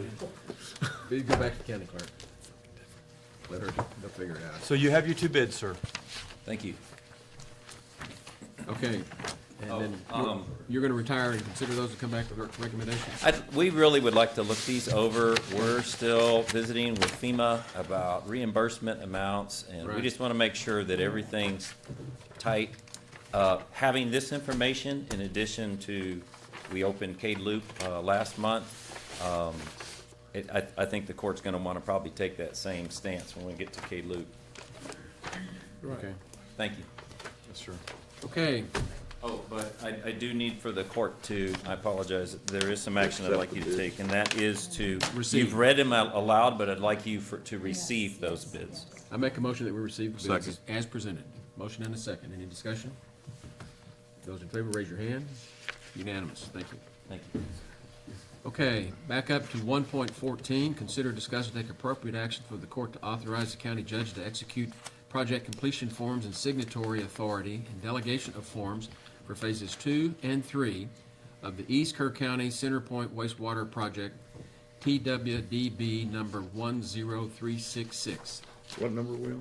number 14. 114. Okay. Been a long time since we talked about the East Kerr County Center Point wastewater project. Long time. I was hoping it would be a lot longer. Yeah. But we do have to conclude it. Well, phases 2 and 3 of the East Kerr County Center Point wastewater collection project were completed by the contractor with the 2-year warranty in effect from January 12th, 2024, all the way through January 12th, 2026. So we're coming up on the end of that 2-year warranty. Project completion forms and signatory authority and delegation forms are required by the Texas Water Development Board to close out the project and release final payment to the contractor. The county engineer requests the court authorize the county judge to execute said project completion forms and signatory authority and delegation forms for phases 2 and 3 of the East Kerr County Center Point wastewater project, Texas Water Development Board number 10366. I'll make a motion to authorize the court to, or authorize the county judge to execute the project completion forms for phases 2 and 3 of the East Kerr County Center Point wastewater project. Second. You got a motion and a second? Any discussion? The warning work's gone well? Well, except for the damage that a couple of facilities had from the flood, but otherwise, yes. The lift station. Lift yeah. station, Yeah, yeah. that's being taken care of, so, Well, yeah. Still looks like crap, though. yeah. Any other discussion? Those in favor, raise your hand. Unanimous. Moving on to item 1.15, consider, discuss, and take appropriate action for the court to award a contract to the lowest qualified bidder for the 2025 Disaster Recovery Bridge Rehabilitation Project, number 959488, 25-002602 July, severe weather number 4879DR, Cade Loop Bridge damage number 1726721, Charlie Hastings. Judge, I'd like to make a motion that we pass on this at this time. Kind of like what I was indicating, we've got the bids now from guardrail. There's some FEMA reimbursements there. There'd be FEMA reimbursements here, and we're still working through some issues with FEMA on that. Good deal. Would like to bring it back at the next We've meeting. already received those bids, right? Yes, sir. Yes. Yes, Right, sir. but we have 30 days to accept, and so we need to pass until the next. So as far as board action, we've passed on 1.15 and 1.16. meeting. Correct. We received the bids on 1.16. Yes, sir. I think we'd put this on the agenda as a follow-up from when we opened bids on Right. November 24th, and so that we could have a little bit of discussion on it. We had hoped that we would have been able to work through the financing on it by today, but we're not there yet. Okay. Let's move on to item 1.17, consider, discuss. Well, should we go back to 8 and 9? Oh, yeah. Well, we got Charlie up here. Let's get, Oh, let's do it. Okay, 1.17, consider, discuss, take appropriate action regarding an amending plat for Meister Edition Lot 1, Block 1, plat file number 23-03778, Precinct 3. Charlie Hastings. This proposal amends and enlarges Lot 1 from 7.11 acres to 8.10 acres. The adjacent unplatted tract is over 100 acres. Road frontage will remain on Herman Sons Road. The county engineer requests the court consider, discuss, and take appropriate action regarding an amending plat for Meister Edition Lot 1, Block 1, plat file number 23-03778, Precinct 3. The lot is getting bigger, and Headwaters has signed it. They like it when lots get bigger. We'll move for approval. Second. Got a motion and a second to approve the expansion of the Meister Edition Lot number 1, Block 1 as presented. Any discussion? Those in favor, raise your hand. Unanimous. Let's go ahead and finish off with 1.18. Consider, discuss, and take appropriate action to accept the summary of the annual bids received for road materials. Kelly Hoffman.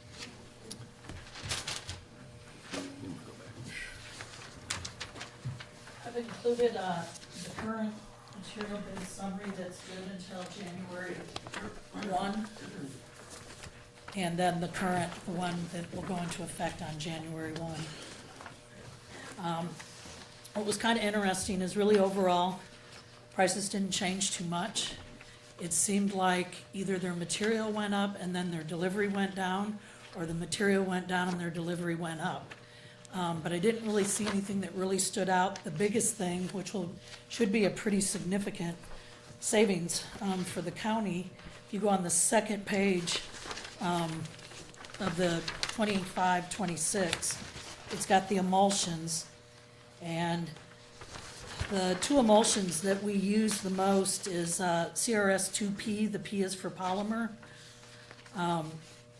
Last year's gallon price for that was $2.90. It's at $2.05, and that is huge. You know, I couldn't tell you how many tankers that we order of emulsion, but those big 5,000 gallon tanker trucks that come through, that's going to be a pretty significant savings. The other material that we use a lot is that CSS-1H. We use that when we're patching.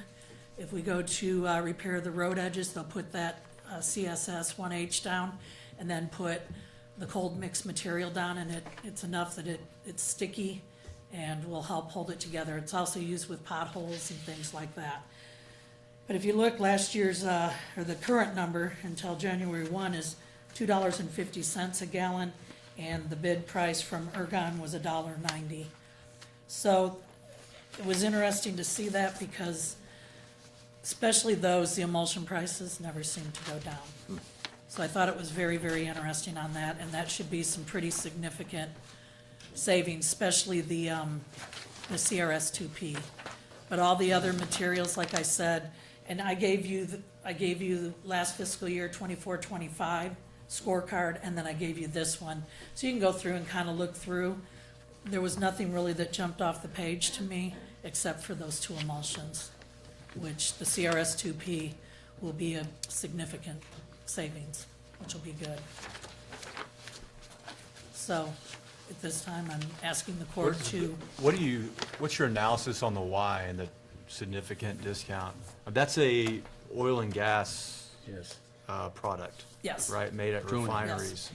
Sure. I It's don't, aggregate, rock is rock, but yeah, I this is don't something have, that's I don't made. have the answer. I don't know, it worked. But these are the emulsions. Right. And those are petroleum products. Sure. Yes. And I, if you watch the price of gas at the pumps, petroleum prices are down. Yeah. I have never seen them go down. Yeah. Well, Interesting. I mean, as far as these materials. Sure. Yeah, Now, that significant. one, we used to use the CRS-2, which has no polymer in it. We started having problems with the rock sticking to it. So we switched to the polymer, which was significantly more expensive. If you look at that CRS-2, the price looks pretty inviting and pretty low. It's because nobody's buying it. Because everybody used to buy it and use Yeah. it, and they switched because they do all that work, put the rock down, and then it wasn't sticking, and you got a real mess I with know it a when that neighborhood happens. that had that problem. Yeah. I move for approval. Second. Got a motion and a second to approve the,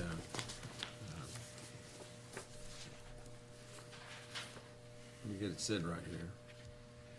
Bids. The annual bids for the road materials as presented. Yes, and like I said, those will go into effect January 1. Any discussion? Nope. Those in favor, raise your hand. Unanimous. Thank you.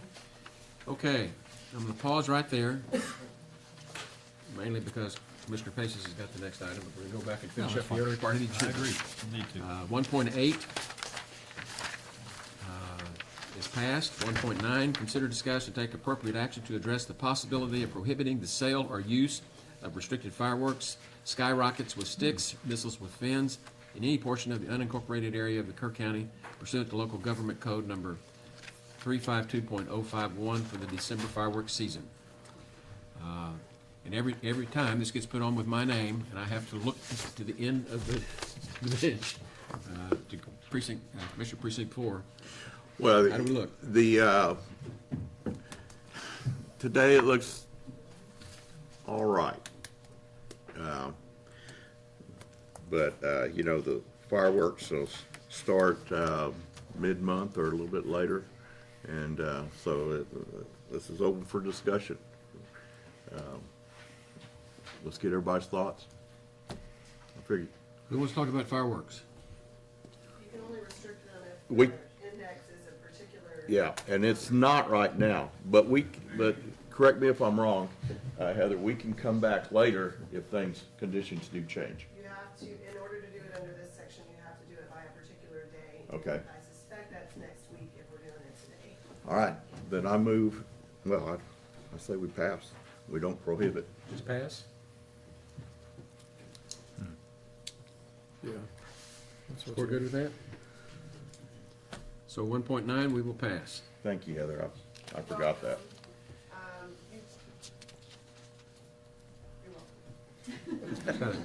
Let's move on to 1.10, consider, discuss, and take appropriate action to approve a contract with Mountain Home Volunteer Fire Department. This is business as usual. Move for approval. Second. Got a motion and a second to approve entering into a contract with Mountain Home Volunteer Fire Department as presented. Any discussion? Those in favor, raise your hand. Unanimous. Okay, now back to What did you say we were gonna do with 1.8? pass. Okay, Is there a reason for that one? Yeah, because I haven't taken a look at it. Okay. yeah. Then Oh, that's good. I I'll just point out to you, didn't- I saw a few typos in that. Well, we're gonna get it tightened up. yeah. Okay. I just didn't hear you, that's what I Oh, was that's fine, asking. okay. Yeah. No, that was on my name, so I just went ahead and Sure. passed it. Okay. Sure.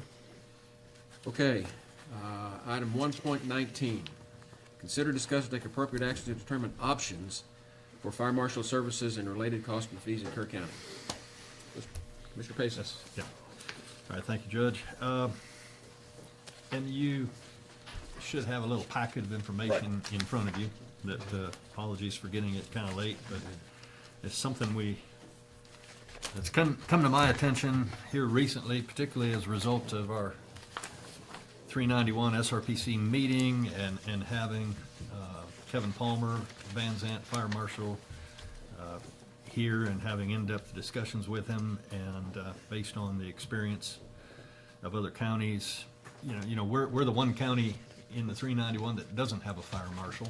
Kendall does, Gillespie does, and it's looking more and more like if we have to accept these battery energy storage systems, we want them to be as safe as possible, and that means that we have to insist that they comply with all applicable regulations and codes.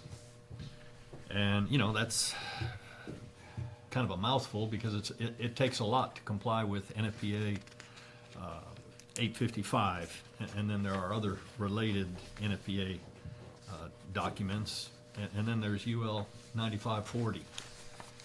And, it takes somebody that goes through all of those documents in great detail to determine whether they are in compliance and whether they're going to be as safe as reasonably possible.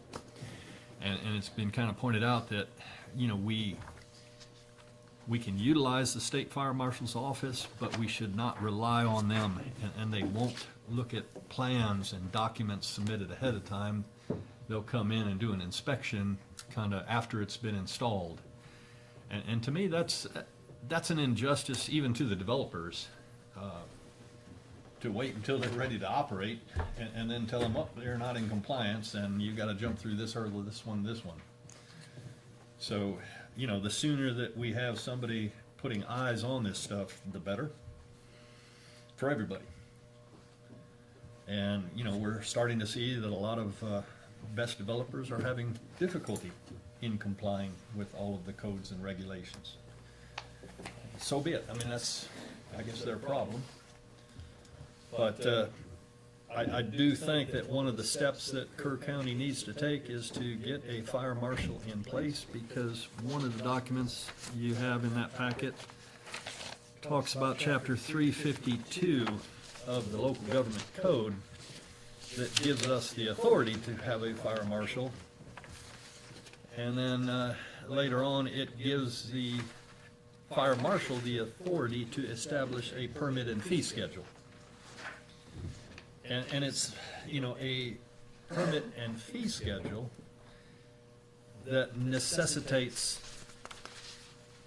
any developer applying for a permit. That's what's missing right now in Kerr County. They can get pretty far down, if not all the way to completion, without submitting anything for approval to Kerr County Commissioners Court. There is nothing that we have in place that requires them to come to us for approval.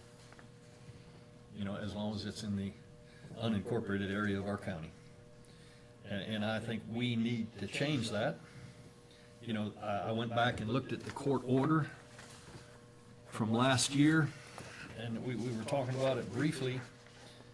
Let's see, what was that dated? 27th of May of this year. And, it's okay, but, the key aspect of that court order, it says, whereas the county's recommendation to ensure safe development for each developer of the BES to provide a report of technical opinion from a licensed engineer, licensed architect, or approved safety professional confirming their review and compliance with the applicable codes and standards listed herein. And they did a good job of listing all the standards, there's no problem with that, but effectively what it's saying is it's our recommendation. And we need a lot more than a recommendation to make sure that the best developer does this stuff. So I think we have to revisit the court order and probably put something a little stronger in place. But if we have a fire marshal and a permit and fee structure, that goes a long way too, because then they have to apply. And then it necessitates a process by which they have to get all of the approvals, and there's a review process. And if they're not compliant, there's a iterative process. The fire marshal goes back and tells them, nope, you're sorry, you need to provide such and such, or give us these documents that you haven't yet provided. The other good thing about a fee schedule is that it largely will fund a fire marshal and any external review, because most fire marshals aren't necessarily experts in some of these codes like 855, but there are available experts out there. And as I mentioned earlier, having somebody, if we engage, and I think we should, we engage somebody like Dr. Robert Steele with Hiller Fire. He's actually on the committee that wrote NFPA 855. And, you need some kind of third-party expertise to review a lot of this documentation to advise the fire marshal then whether they're in compliance or not, and whether the fire marshal should either approve it or deny it and ask for some other detail or point out a deficiency. So effectively, I guess what I'm saying is we really should have a fire marshal, and we should establish a contract with Dr. Robert Steele with Hiller Fire. I believe we have the authority to engage experts without necessarily going out for an RFQ, particularly if the total amount is going to be under $50,000, which it should well be. I've reached out to Dr. Steele, and his rate is $250 an hour. So it's really hard to say how much time and cost we would incur by having an expert like that review the necessary documents, but I think it's really important that we do that. And again, under the code, all of that is recoverable from the fee structure that we would hopefully put in place. One of the key things that we need to think about is, do we want a full-time fire marshal or a part-time fire marshal? And it depends on how we look at it. I think either one is perfectly acceptable. For example, Kendall County has a full-time fire marshal who is also involved heavily in their emergency management planning and coordination. We have Gillespie County who have a part-time fire marshal. And that works well too. In fact, having discussed with him, he might be interested in working for Kerr County as a part-time fire marshal. So, and I'm told by other people that there are a lot of other qualified people that would be happy to consider working as a part-time fire marshal. I think what we need to consider is whether we want somebody part-time who is primarily focused on new construction projects and their review and compliance with code, because that's the one thing about having a fire marshal. We want somebody that's going to focus on new stuff coming in, not necessarily established, businesses or residences that have been there a long time. I mean, they can help review inspections and advise, but those businesses should be grandfathered, and we don't want to upset the apple cart too much, but, you know, if they don't have adequate egress, then that needs to be addressed. But, you know, a good fire marshal is going to give them a year or whatever it takes to make that happen, depending on the severity of the breach. So, again, I think we could get by easily, and particularly as a starting point, to have a part-time fire marshal. On the other hand, we have had some discussion about having more help for our emergency management coordination. And if you want a lot of that kind of help, then it might behoove us to look at a full-time fire marshal that has that experience, because I certainly think emergency management should have fire in their background. You know, when you look at all the emergencies we respond to in Kerr County, we're always calling on fire departments, whether it's a snowmageddon or major fire or flood. Our VFDs play a real critical role. So that's what I'm looking for discussion before I make any kind of motions about what we do steps forward. It would be very helpful to hear from the court whether you, number one, you agree that we should have a fire marshal, and number two, is it a part-time position or a full-time position? What was the discussion about just using the state fire marshal and the state fire code? Well, I don't remember how that went. They're available. Some of that stuff went to them, and when the state fire marshals and I sat down and talked, they said they're not available for review. Yeah. And that's the reason when we had talked previously, I'd said we probably need to contract with another county that already has a fire marshal for the part-time use of theirs, to where we're not literally going out and employing somebody to go out and do a whole lot of, I mean, this county's gonna be in an uproar real quick if you put a fire marshal out there. That's right. And regardless of what new or whatever construction, we don't have ordinance authority, and you're trying to invoke that by a back door of a fire marshal. And that's what you're gonna be up against. But for the purpose of BES or the camps or that type of stuff, we could bring in a part-time fire marshal, contract with a different county. That gives us the authority. It also gives us the authority, I believe, reading the chapters properly, to where we could adopt a fee schedule, which is, I think, the gist of what Commissioner Paces are looking to do. Absolutely. Sure. And accomplish that goal. Yeah.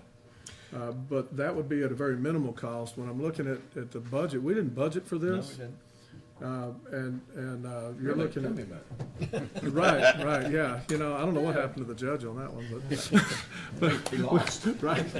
We didn't budget for that, and we didn't, you know, so if there's any consideration towards this, which I brought it up a month or two back, I think. I think we're all sympathetic to the Yeah, it's, concept. that we need to do something, and this is a plan of action that we could do, then I think we're gonna have to strongly consider somebody part-time, but in that part-time role, we also get to assign their duties. Sure.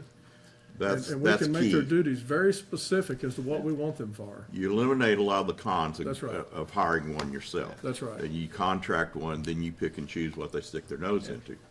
And we have to be careful. We can't just tell them only look at battery energy storage. I mean, Well, when we they're a contract broader- them, we're gonna, We can contract them for Yeah. whatever, I talked, with the State Fire For what Marshal issue? Office talked to me, they said you contract them to do exactly what you want them to Okay, do. fair enough. yes. And you can have a contract with them or an interlocal agreement with another county with Yep. their fire marshal services for inspection services only, for example. Okay. Right. And So- so there are opportunities. Yeah, the problem with having a fire marshal as an employee is that they are given the authority then.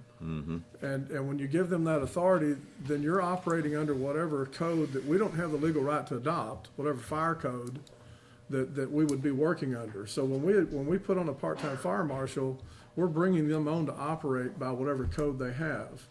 But whenever we have a violation and we send it to the state for enforcement, as of January 1, they will be adopting the 2024 fire code. Right.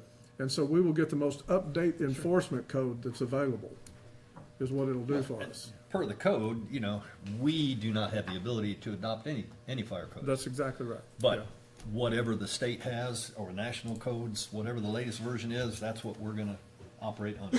And that's perfectly fine. I see no issues. I've been advised that that's not a concern. Right. But that's the reason we do not want a fire marshal with enforcement authority. Okay. Because if they have that, they have to operate under whatever code they are in. Well, let me make sure I understand. I'm looking at the Yeah. county attorney now. I'm not sure about that part. We can hire a consultant, right? You can. On a case-by-case basis. That might be a Dr. Steele or something, a consultant. Yes, and we need that level of expertise to go through these documents. Okay. We can contract with somebody to provide the services for us. Yes, sir. That's fire marshal. Okay. We can hire a full-time or part-time fire marshal. Yes. And we can contract with another county to help us provide these services. Yes, sir. And other counties do that across the state. Okay. So we've got some examples. I'm just not real sure that we're gonna get a lot of help from another county. We still may have to have a direct contract. Kendall County doesn't seem cooperative at all. I don't know if we need an interlocal agreement to use Gillespie. I mean, talking to the fire marshal himself, he's okay to have a direct contract, but. And so then he would be a part-time employee for Gillespie and Kerr County? Well, a contractor, I'm not sure if he's an employee. I Well, think that's- he's under a contract. That's where I'm going. Yeah. Somebody explain to me how this is gonna work. If the way that Commissioner Pace has just said it, if I understand right, that he would work part-time for Gillespie and part-time for Kerr. Right. And then we wouldn't need an interlocal agreement, but if he was going to not be our contractor and remain just Gillespie County's employee, and we use him during the time that he serves Gillespie County, we would need to have an interlocal And agreement. so the ILA would be with Gillespie County? Yes, sir. To use their employee? Yes, sir. I think we need to explore something like that before we go Yeah. forward. Well, I think we're on the right track. Yeah. But I Right. think we probably need to do a little bit more homework to see which Yes. way to go. If we can do something like that. Yeah. I like the options. This is year one. We've discussed this, you know, the requirement may grow over time. Yep. Yeah, it's just, we have some experience with ILAs, and it takes some time to get that in place to everybody's satisfaction. We're having a direct Yeah. contract with a contractor Well, probably is a lot easier, quicker. We need to move on this pretty quickly. well, let's do the homework. Well, then- But hiring a new employee is, at this time, I don't think it's the right way to go without exploring these other options.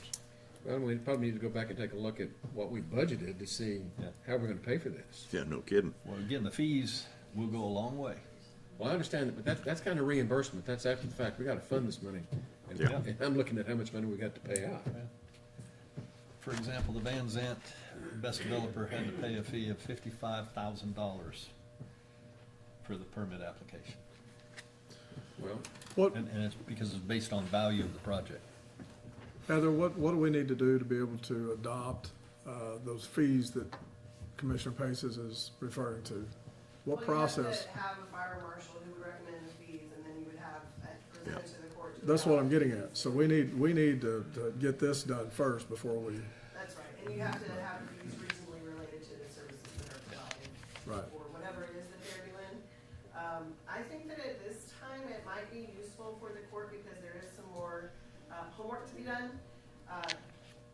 Maybe, and I know that y'all aren't gonna like what I'm about to say, establish a committee to really put it down, what are the options, what are the consequences, what are the costs, and what are their abilities, and then present a recommendation to the court.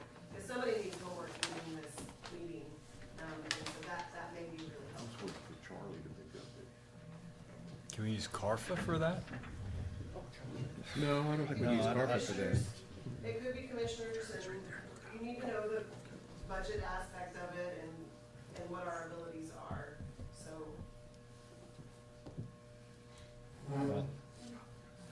I'm not sure. she acts how like far she's to looking go for with the committee. volunteers or something. Well, What do you? I'm happy to volunteer and be part of it. I'd like to nominate Commissioner Jones to be the other half, because he's been doing some other work, apparently. And Well, having we can't ever discussions talk unless we're in court, so I do a lot of work you're not aware of. Well, it's hard for me to Right. appreciate that fact, but anyway, I'll take it. And then I don't know who else, because we can't have more than 2 commissioners on a committee talking about this stuff. Okay. That is. You willing to be on You it? want somebody from the Yeah. county or somebody? Well, we might need somebody from Heather's team, because a lot of this is legal, Sure. so. That's fine. Uh, Absolutely. It'll either be me or Steve. One of us can come to Yeah. the meetings and we can. Yeah, just put a representative of the county attorney's office. Yeah, that works. I mean, to me, that's probably good enough. Okay. All right, is that in the form of a motion? Yes. Okay, I'll make a motion that we form a committee consisting of Commissioner Paces, Commissioner Jones, and a representative from the county attorney's office to evaluate the options and come back to the court with a recommendation to procure a part-time fire marshal, whether under an ILA or independent. I second that. Okay, any discussion? Questions? Did you want Yeah, your I've avoided all motion, this time being on the committee with you, and I was stuck on one. for your motion, sir, did you want that also to include that highly qualified contract? Dr. Steele? It's not just. To me, that's the part of a discussion. no-brainer. We need I think that's- that guy. That should be part of the motion, right? It's not just the part-time fire marshal, but it's also the highly qualified expert contract. Two different things. And I'm okay with that. They're gonna cover all that. That's They're fine. gonna Yeah. talk about all that in their committee. Okay. Yeah. Thank you. I mean, it's certainly related, you're right. It Yeah. just- We have every bit of They'll authority bring back to the engage an recommendation. expert. Right. All right. Okay. Ready to vote? Any other discussion? Those in favor, raise your hand. Unanimous.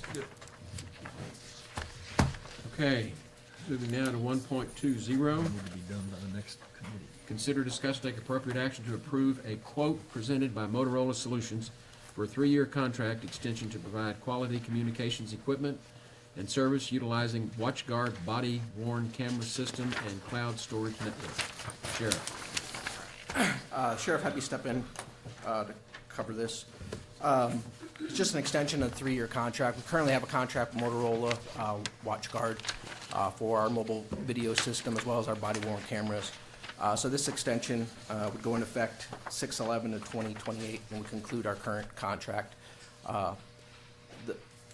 Getting into it now actually is going to give us some substantial savings for the county to kind of commit with that, approximately about $9,000 a year to save with that. Also, they're adding into about 23 units for our mobile units for automatic license plate readers. They're throwing in that ability also for the 23 units that we currently have for that front camera.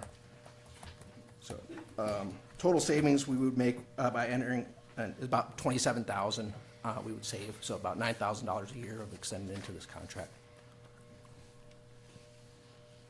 And this is through a co-op purchase. Yes, I'm sorry.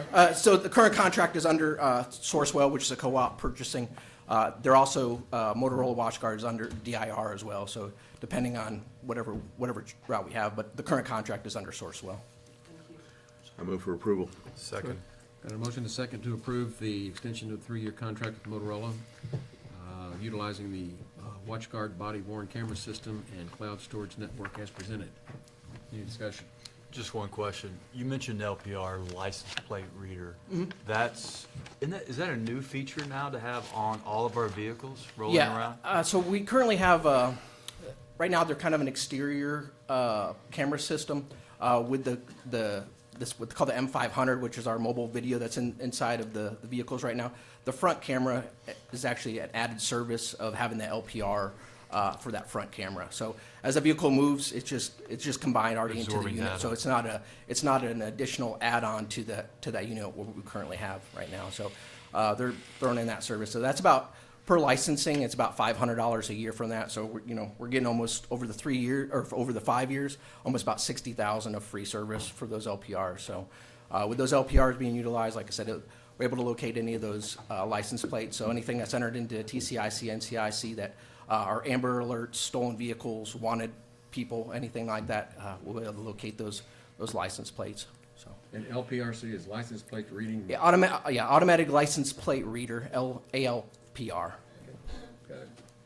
Certainly a broader canvas of LPR than your current strategy, which remains confidential.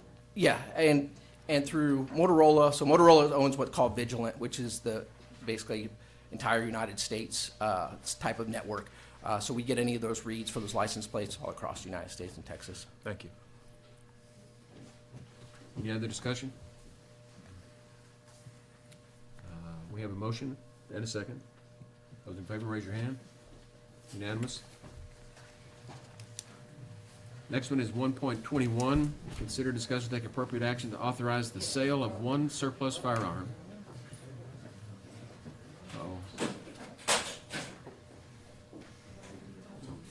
Everybody's waiting for Captain Gage to speak, I guess. I don't know. Don't make them mad. You lost your They crowd. don't wanna You hear lost from your Larry. crowd, man. Run them off. What'd you do? Take a shower. Let me go ahead, let me read the agenda item. Yes, please, Judge. Consider, discuss, and take appropriate action to authorize the sale of one surplus firearm to the honorably retired law enforcement officer Sylvia Foraker. The specific firearm is the officer's service weapon, a Glock 45, serial number CBH 5822. This request is made in accordance with the Texas Government Code, Section 614.051, which allows the purchase of a firearm by an honorably retired law enforcement officer. The purchase price will be $100 and does not exceed the fair market value price. Sheriff. Yes. Okay, in 1.21, I'm looking for y'all to authorize me to be able to do that. And 1.22, which we'll get to next, is the authorization to be able to sell it. I'll make a motion to approve, to authorize the sale of the surplus firearm to Second. Sylvia Foraker. Second. Got a motion and a second. Any discussion? Those in favor, raise your hand. Unanimous. 1.22, consider, discuss, and take appropriate action to authorize the disposition of a Glock 45 pistol, serial number CBH 5822, in compliance with the Texas Government Code 263.152. Sheriff? Okay, same thing, looking for your authorization for me to be able to disposition it and sell it to the board. Move to approve. Second. Moving on to item, Vote. those in favor, raise your hand. Unanimous. Thank you. Good. 1.23, consider, discuss, and take appropriate action to cast votes for the Kerr Central Appraisal District, KCAD Board of Directors for the 2026-27 terms. Judge, I've talked to several of the other school districts and different ones that have votes for this, and we have 4 different people we nominated for this. One of them being Jack Birch, who's current president of the board and doing a fantastic job by everybody we talked to. Rick Bowles was nominated because he was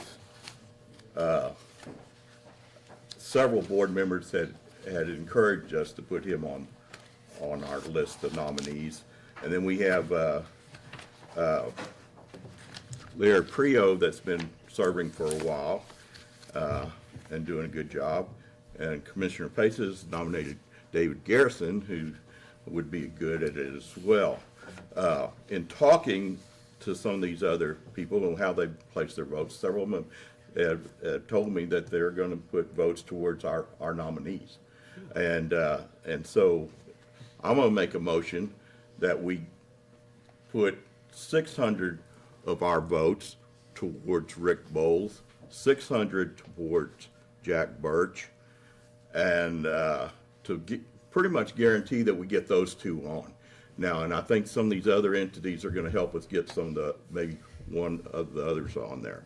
But so I would split the remaining votes of ours with David Garrison and Larry Prio, which would be 173 each. And then we're going to give 1 vote to Amy Blighter, I'm sorry. 1 vote towards Pete Calderon, 1 vote towards Wesley Holycamp, and 1 vote towards Rolinda Smith. The reason being we're giving those 1 votes is if there's ever a recall, we can have a say in it. If we don't give a vote, then we're out of the mix. So. Well, I'm not going to live long enough to see Rolinda Schmidt recalled. Well, I'm just saying. I'll second your motion. Okay, good. Now, is it clear as mud for everybody? You want me to redo the numbers? We're good. Okay, all right. No, but 1 vote's almost feels like leaving a penny tip. I know.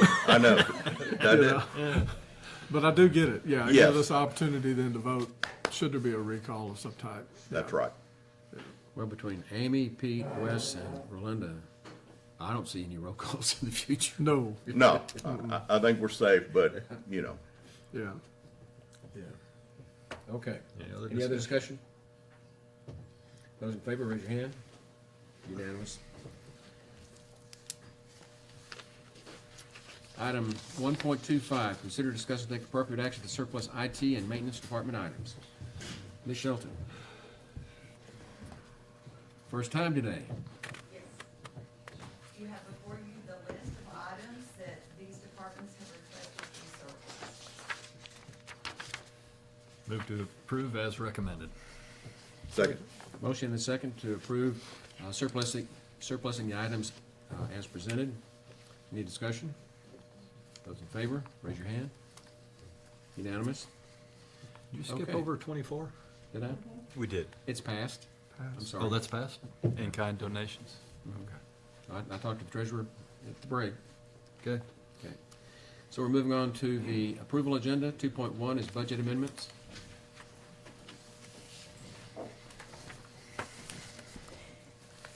There are not any budget amendments. Okay, 2.2. We foresee having lots of those whenever we get the year closed. I understand. 2.2, pay bills. Yes, invoices for today's consideration, $284,688.27. I move for approval. Second.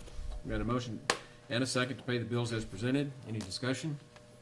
Raise your hand if you approve. Unanimous. 2.3, late bills. Yes, invoices amounted to $125,494.02. I'll move to approve. Second.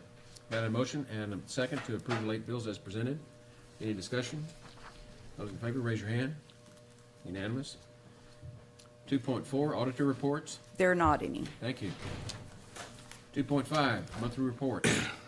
Yes, sir. For October 2025, Veterans Services Office Director Jennifer Sanchez, Revised Environmental Health and Animal Services Director Reagan Gibbons, November 2025, Constable Tommy Rodriguez, Precinct 1, Constable Kyle Snyder, Precinct 2, Constable Brad Ryder, Precinct 4, Justice of the Peace, Judge Mitzi French, Precinct 1, Judge Kathy Mitchell, Precinct 3, Payroll Approval, County Treasurer Tracy Sullivan, Environmental Health and Animal Services, Director Reagan Gibbons, District Clerk's Office, District Clerk Dawn Lance, Tax Assessor Collector Continuing Education Transcript, Tax Assessor Collector Bob Reeves. I move for approval. Second. Got a motion and a second to approve the monthly reports as presented. Any discussion? Those in favor, raise your hand. Unanimous. 2.6, court orders. We have, this is from the November 24th Commissioners Court meeting. We have court orders number 41639 through 41662, which all appear to be in order to me, and I move that they be approved. Second. Motion and a second. Any discussion? Yeah, just, Jody, did you make that one correction, spelling out our 50% share? So that's in there? No, I'm good with it. With that, those in favor, raise your hand. Okay, good. Let me go back on item 1.26, which is the addendum. Consider, discuss, and take appropriate action on a request from the Kerr County Airport to purchase equipment, tractor, and shredder. And I'm looking to the county attorney to tell me where we are in terms of the legality of this. You're on this item, we have, I think there's more that needs to happen than just this item. Under the interlocal agreement, the commissioners and the city council are required to approve going out for debt because the airport board can't go out for debt. And that has not been requested. I think there are also several questions about this purchase and the budget and the process that have yet to be answered. So I think that in order to accomplish the task that they seek to accomplish, they need a couple of more items on the agenda in the future. Okay, so what do we do today? Well, Sounds like we passed. What's the cost of this tractor and shredder? What are we talking about here? They have submitted, 3 bids, and each of the bids, it ranges between 90,000 and 101,000. Yep. But there's no contract that has been submitted to the court for review and approval for this purchase. From what I understand, it's a lease, agreement that they're seeking to enter into, but we haven't. Who would own this equipment? Pardon? Who would own this equipment? The joint airport board? Yeah, It's effectively Yeah. county and city. It would be the joint airport board under their books, however, their books are all incorporated into the county and city's books at 50% each. So it's a joint venture between the city and the county. So as far as, I think a better way of saying it, I think it says in the interlocal agreement, is to oversee the assets and their use for the facility out there. So it's definitely under the joint airport board's, discretion to look at how those assets are used. So why was Kirk, it you want to missed? weigh in? We're projecting to do this. We, for the last 30-plus years, have been dealing with a contract for our mowing out at the airport. Roughly cost us between $40,000 and $50,000 a year. We have budgeted in our account $40,000 a year for shredding mowing at the airport. We decided last summer to consider doing this as a board. We went forward. We currently carry $40,000 a year in our budget for mowing and those services. We're presently we'd like to go forward with this lease purchase, which is a 4-year lease purchase with a $1 buy at the end of that 48 months. Because of the 50-50 agreement, it would be exposing the county and the city to $1,000 a month if we were to default on this lease. No reason to think that we would. With the dollars that we have and with the piece of equipment, we're looking at about a 3.5-year return on our investment on this piece of equipment that would last the airport over 20 years, easily, at the rate that we're going to use this at. We did use Sourcewell for our 3 bids. So these vendors were approved by the state for local entities to use. Those 3 vendors gave us, the reason that I didn't bring you 3 options is because the board at the airport made that decision as part of the independence of the joint airport board and the interlocal agreement. I realized that I needed to bring this to you guys because it does put you at risk for that 48-month term. That's where we are. We're getting into a little bit of some concerns for some safety. We haven't mowed since June because the previous setup prior to my being in my position had allowed those services to be expended before June of this year. We have not mowed. We're getting all kinds of little critters, which bring in bigger critters, which are not real conducive to acting nicely with aircraft. We've got a lot of rabbits and ground varmints that are coming in, bringing in hawks and that kind of stuff, which are larger birds and detrimental to aircraft. Bottom line is we need to get it mowed. So we're in a little bit of that. We can always go contract and get the mowing done, but it's just not a real good expenditure of the dollars. Well, what I'm hearing is the need. Yes, sir. You have a need. Yes, sir. What I'm hearing over here is we haven't completed the requisite steps to be able to legally enter into this You're transaction. exactly right. I have asked several times of both writing and trying to make phone calls to get those. What's the process? Where do I go? The city has told me that I'm good to go based on my discussions with them. I go before them tomorrow afternoon. Yeah, the city can't tell you you're good to go until you talk to the county too. No, granted, Right. it's only half the, no, it's only half the, I agree, it's only half the story. So, I know that, last week, in my zeal to get this done, I know last week I upset, Miss Jody. I have to apologize to her publicly, if I upset her. A long time ago, my uncle, who sat in that chair right there, told me that she runs the place, and to be nice she to her. does. And she Yeah. does. And so therefore, I apologize for that. Now, business at hand, we need the equipment. We do have the funds in our budget at $40,000 a year to take on this thing. I realize that with y'all's approval, I have to come back here with a budget amendment to move this out of revenues into capital, because this is a capital investment.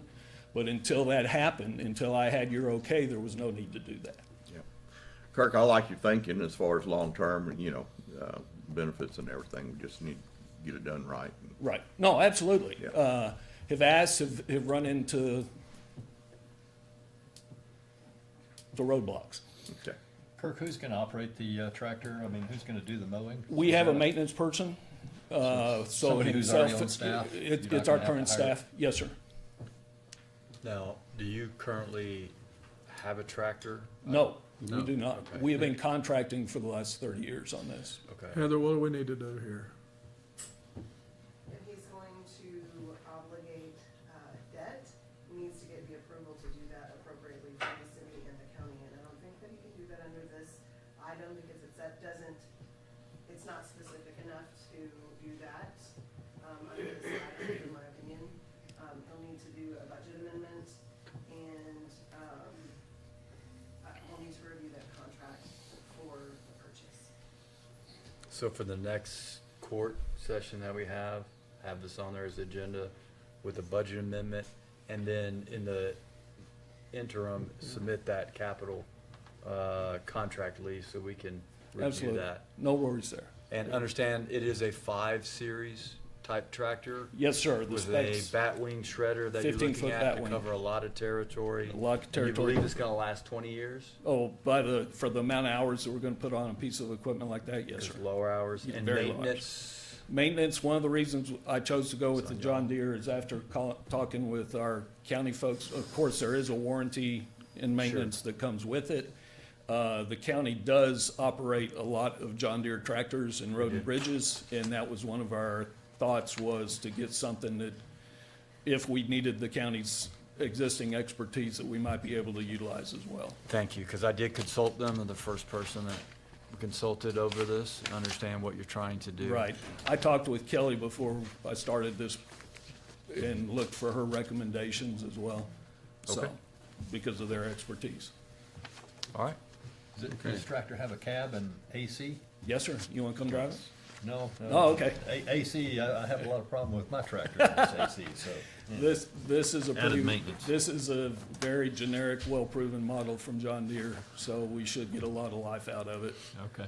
Okay, now I'm looking back to the county attorney. I want to make sure I understand the things that have to be done in order for us to consider this. We need to broaden the scope of the agenda item Yes, sir, make it To- more specific. to include the debt that's going to be incurred. Yes, sir. Okay. We'll also Very good. review the contract. I'm Absolutely. doing this to No try to. worries. Yes, sir. I appreciate it. Okay. And then the other thing is, go ahead and bring the budget amendment when he does it. Yes, sir. Very good. Is that enough for? I'll get those done next week, and we'll see you in a couple of weeks here, Okay. after the first. Now, for the public that's watching this, we're kind of doing a tap dance, because the county has an attorney to give us advice, but you don't, No, sir. so.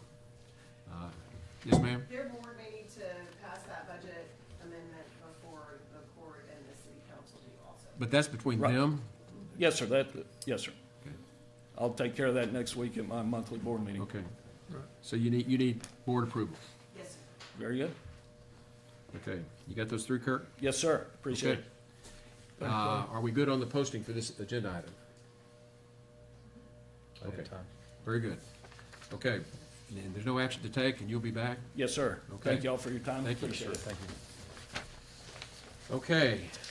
Going down to the information agenda, 3.1, status reports from department heads. Did you do court orders? Did I miss that? Yeah, Yeah, we you did. missed We did. I check stuff as I go. You I raised your didn't- hand. You I did. know, but I You were check stuff sleeping. as I No, go, no, and yeah. I We did. for some Well, reason I dozed did off. not put a check mark by it. I'm like, why didn't I check that? You I were did. asleep. No department heads? Okay, moving on to 3.2, status reports from elected officials. Okay. 3.3, status reports from liaison commissioners. All's well over here. Yeah, no, I'm good.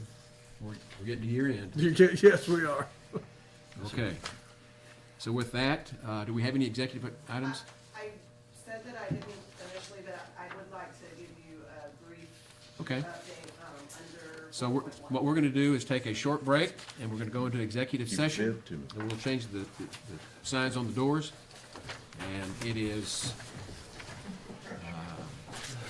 11:25. So, You were sleeping so hard, you started to drool down your chest. I mean, no, I it I checked embarrassed stuff off for you. all the time just to make sure.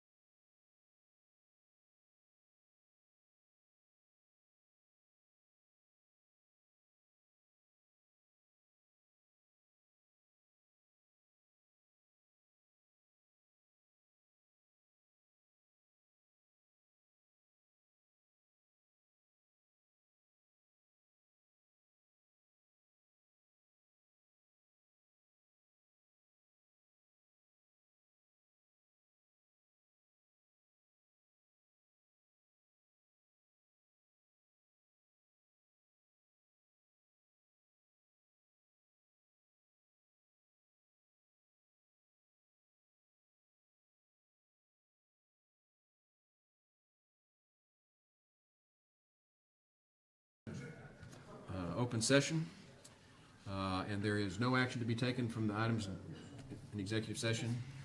Therefore, there being no further business before the court, we are adjourned. All right.